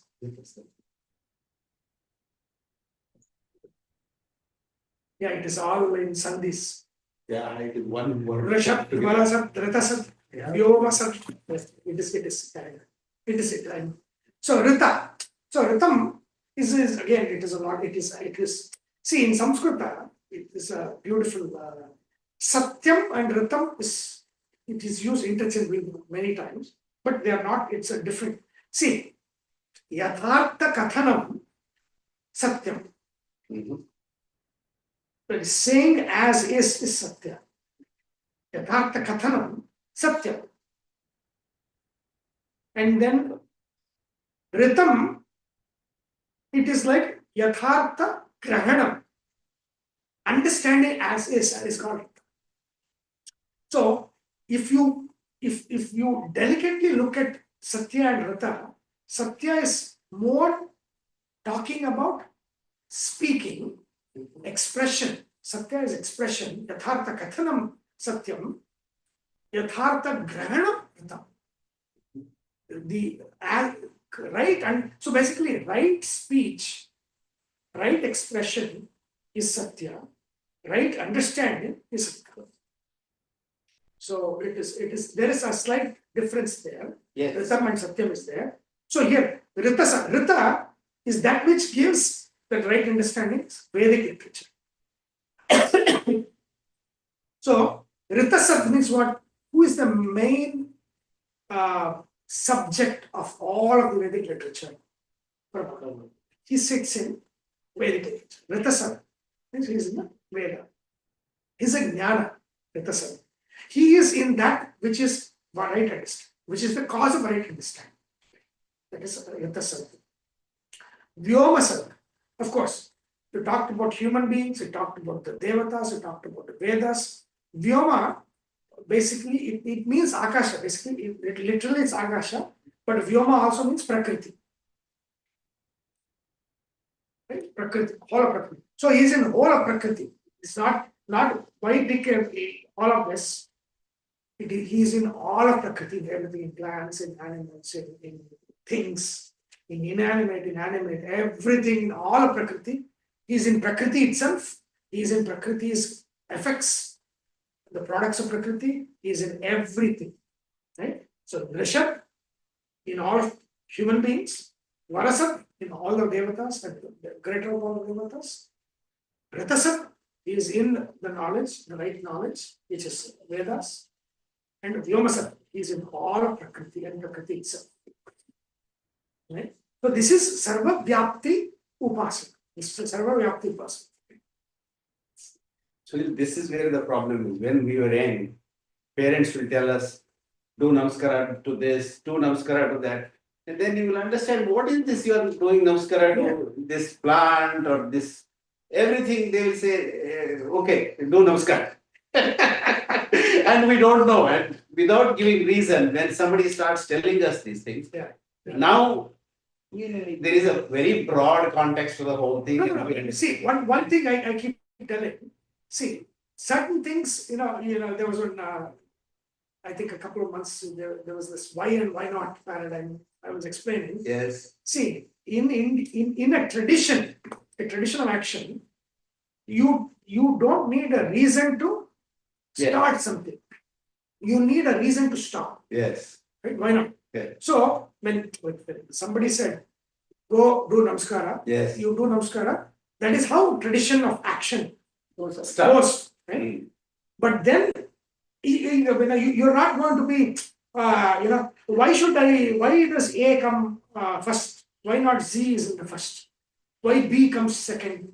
Nobody asks, Correct. Everything, the multiplication table, all the basics are all rote, Yes. right? So there is no risk. And in elementary, nobody is asking for any reason, and that's how it should be. Mhm. The foundational structure should be rote, right? But then after some time, when you have already got that foundation, then you need reason. That the problem is not that they asked us to go and worship this and do this.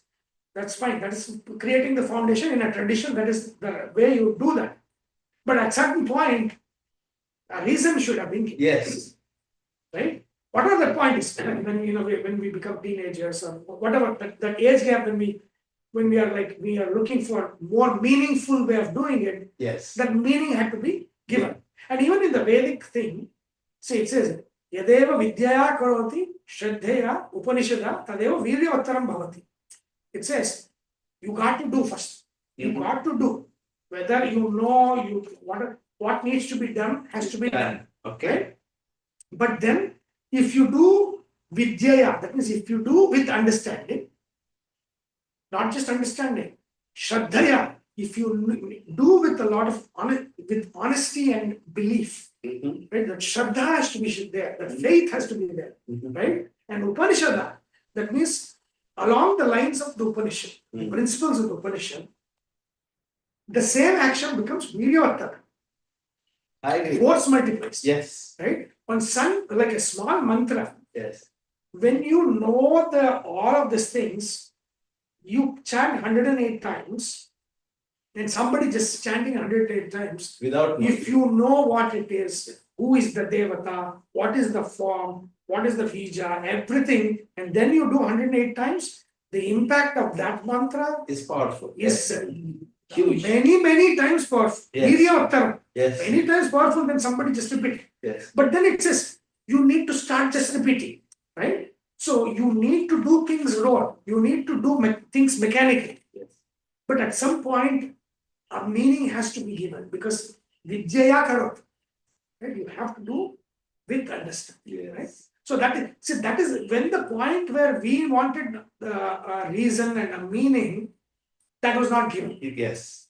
That is where the failure is. Yes. Not that they've asked us to go and pray and do and participate and all of that. Yeah, initially you will not know. Yes. Like just like in elementary school, we don't know why we bring one minus in this side, you bring in this side, it becomes plus in an equation. You simply, we know, we didn't know that. Yes. But then okay, you're adding, subtracting on both sides. But reason has to be supplied at some point. Yes. But it has to be wrote initially. Yes. Right? So that's how the whole tradition works on that.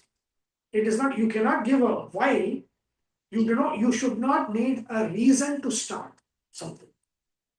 Yeah, initial stages, they will not even be able to understand if you say, in grade 1, you cannot teach a partial differential equation. Exactly. So at a time when you are at a partial differential equation, now you need to definitely. You need to know, Yes. you want to know the meaning. Yeah. That is when the society failed to provide meaning. Correct.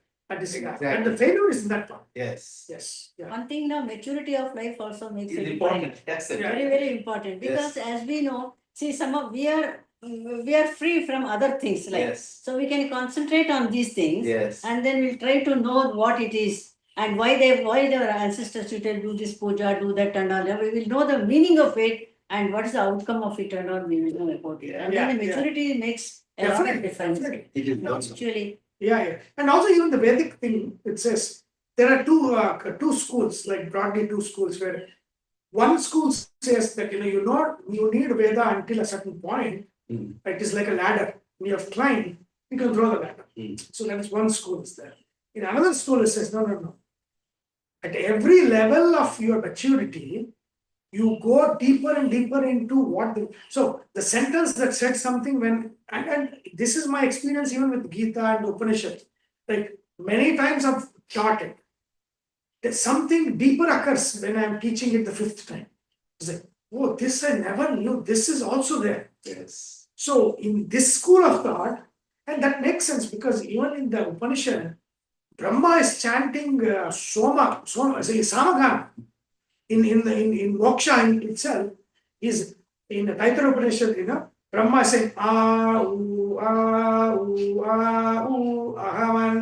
ahamannam. So it is Brahma in moksha.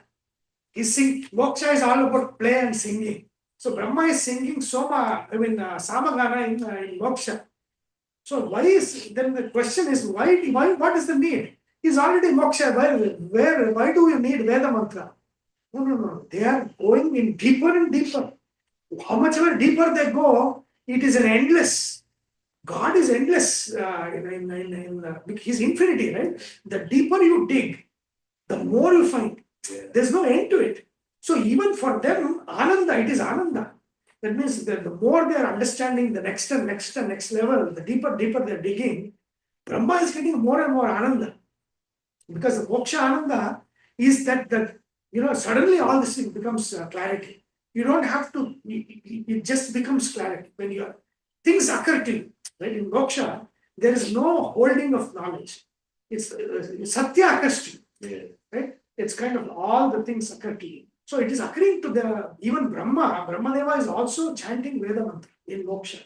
Taitra Upanishad says that. So that is another school which I follow that school.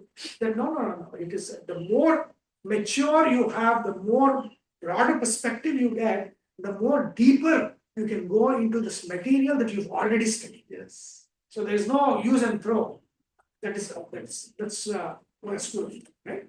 So that Ritasana and Vyomas Prakriti, right? Then Abja, Goja, Ritaja, Adrija, Ritam Brahat. So now he is kind of singling out, so it is like Abja, Upja, born of water. Oh. Right? Abja. Upja is Abja. Right? Yeah, who is born of water in all Devatas? It is Brahmadeva. Right? Hiranyaka. Abja. He in Brahma, he sits in Brahma. He creates the world. Through Brahma, he creates. Brahma is the medium. Right?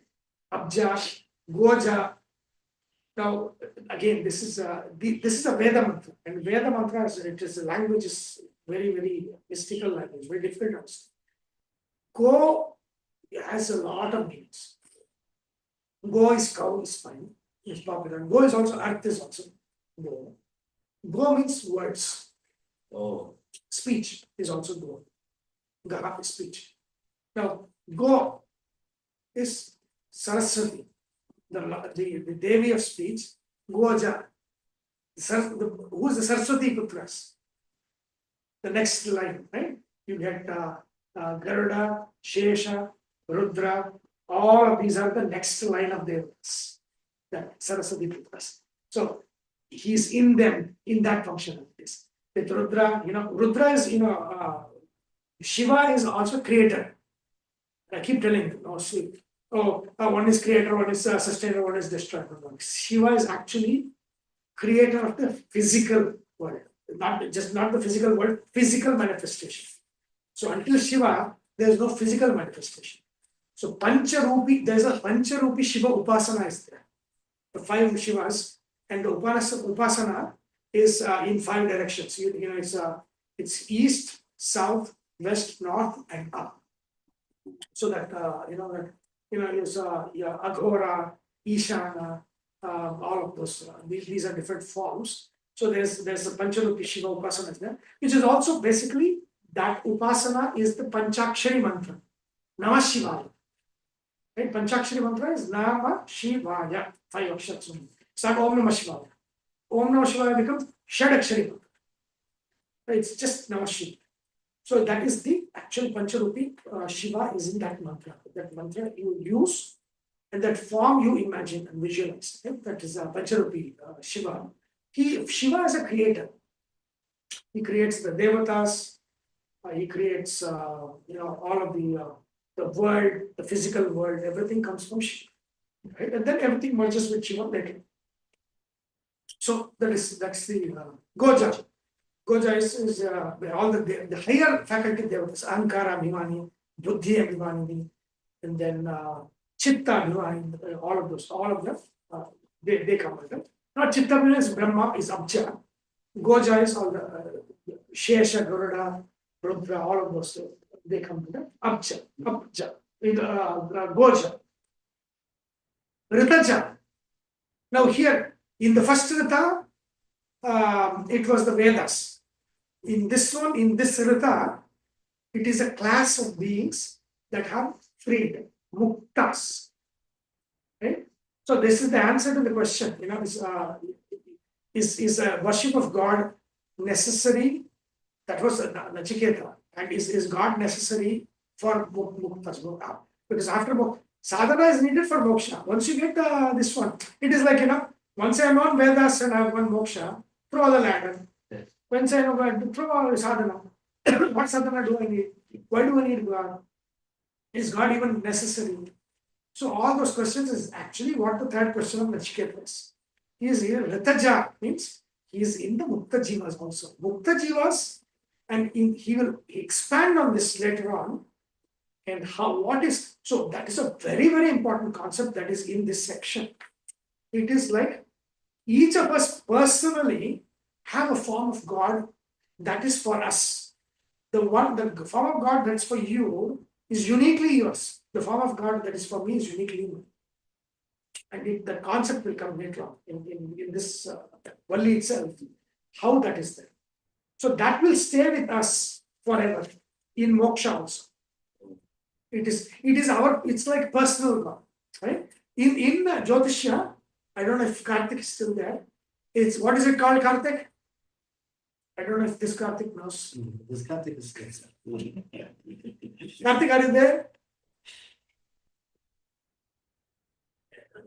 I don't know. I don't think he's there.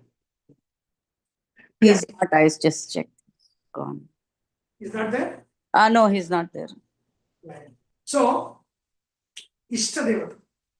It's called as Ishtadevata. So, Ishtadevata is not, see, there is one popular Ishtadevata concept. That means the form I like you like some, I like Hanuman. No, that's not. Technically, Ishtadevata is what we call as the form that is connected to us forever. It's always connected to us. Right? That in the Jyotishya, that is called as Ishtadevata, and that you only see it in Navamsha. Okay. And that is only available in the Jaimini Jyotishya, not in the Parashara Jyotishya. Right? So, that one, that is called Ishtadevata. So that is uniquely, and that he's going to talk about, Yama is going to talk about that in about 5 or 6 verses later, mantras later, he talks about it. Right? Ritaja, because he's in the Mukta as their Ishtadevata form, connection, always connected, right? So Ritaja, Adrija. So in Upanishad and Puranas, Adrija is always a reference to Shiva. He's Adri, right? He's the mountain god. He's very famous as a mountain god in all the Puranas. So Adrija, that means those who are born from Shiva, which is all the devatas, Indra, Varuna, all those devatas, they're all born from Shiva. Shiva Parvati, they are the cause of all the physical universe, and the devatas for the physical universe, and the physical universe, and the birth, and all of those things, they are the cause. So Adrija means everything below. So Vyoma, Vyoma Sadhya is sitting in the Prakriti everywhere, and then here it's all the process of creation. Abja sitting in Brahma's creation, Goja, Saraswati creating all the higher deities, and then Ritaja in Moksha, in the Moksha as a form, and Adrija in Shiva, sitting in Shiva and creating the whole physical universe. Ritam Brihat, he is Brihat means infinite. Is the infinite omniscience. Ritam, you can say as science, Brihat is Omni. That is the omniscient. That omniscient, Ritam Brihat, is sitting in every one of this. He's sitting as Hamsa in Prana, making him pure. He's sitting in Hamsa Shuchijat as in Vayu, and in the Antariksha. Right? And then in Agni is sitting, and then in also Hota is sitting. In Soma is sitting, he is also sitting in the Atithi. He's in all the human beings, he's all in all the Devatas, he's in the Vedas as a knowledge, and he is in all of Prakriti, he's in Brahma as creation, he's in Saraswati creating all the Devatas, he's also in Mukta Jivas, and he's in Shiva creating all the world, physical world. That is the omniscient God. And what is that 49 word you are saying?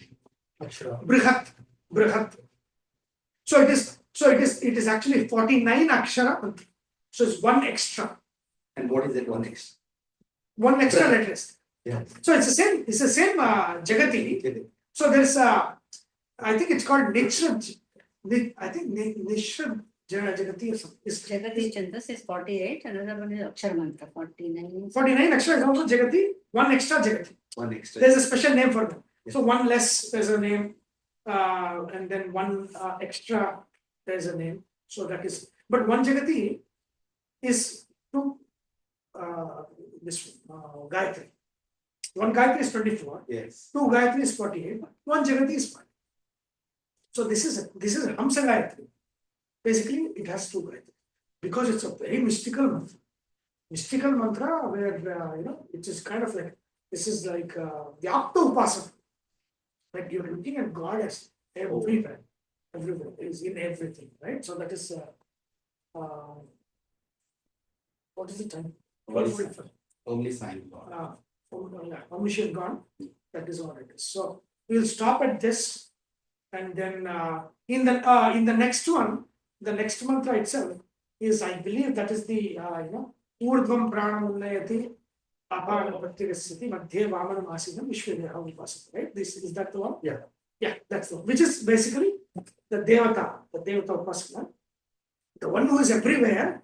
Now you are bringing into, he's sitting in my heart. The devatas who are everywhere, the devatas are also the one that giving us the sight, they're giving us the power of speech, the hearing, all the faculties of the body, they are controlled by the devatas. Yes. So they're all there. And they whatever, like when the Surya sees, that seeing is a worship that he's offering in Vamana, in the Hridaya. When the Agni is speaking, for him, for Agni, the power of speech that he is providing is an offering in Vamana. Each of these people, these devata work they are offering him, this one who is sitting in the Agni. So that is the next one.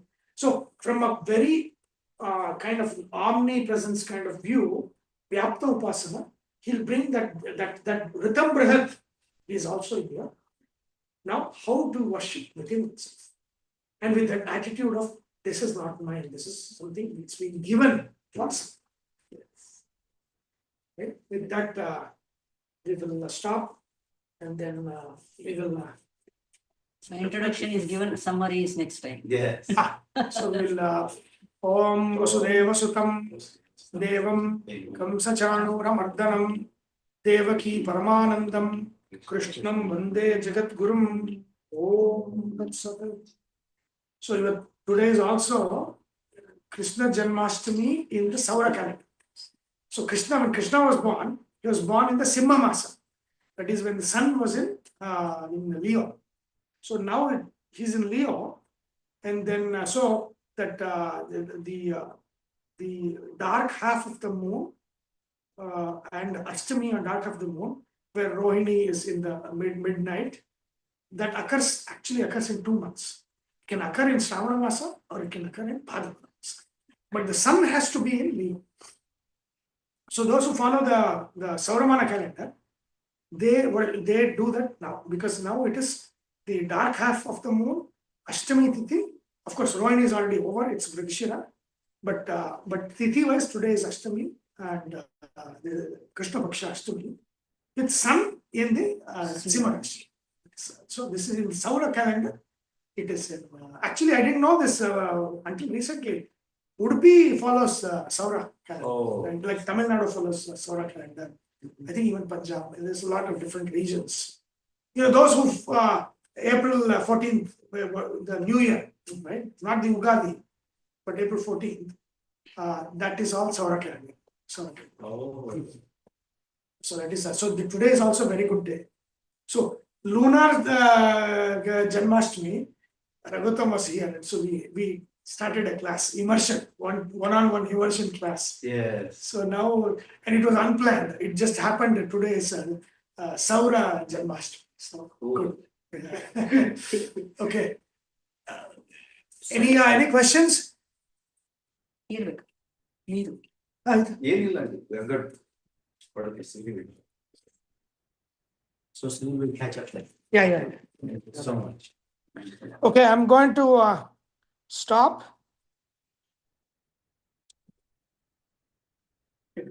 ಚೆನ್ನಾಗಿ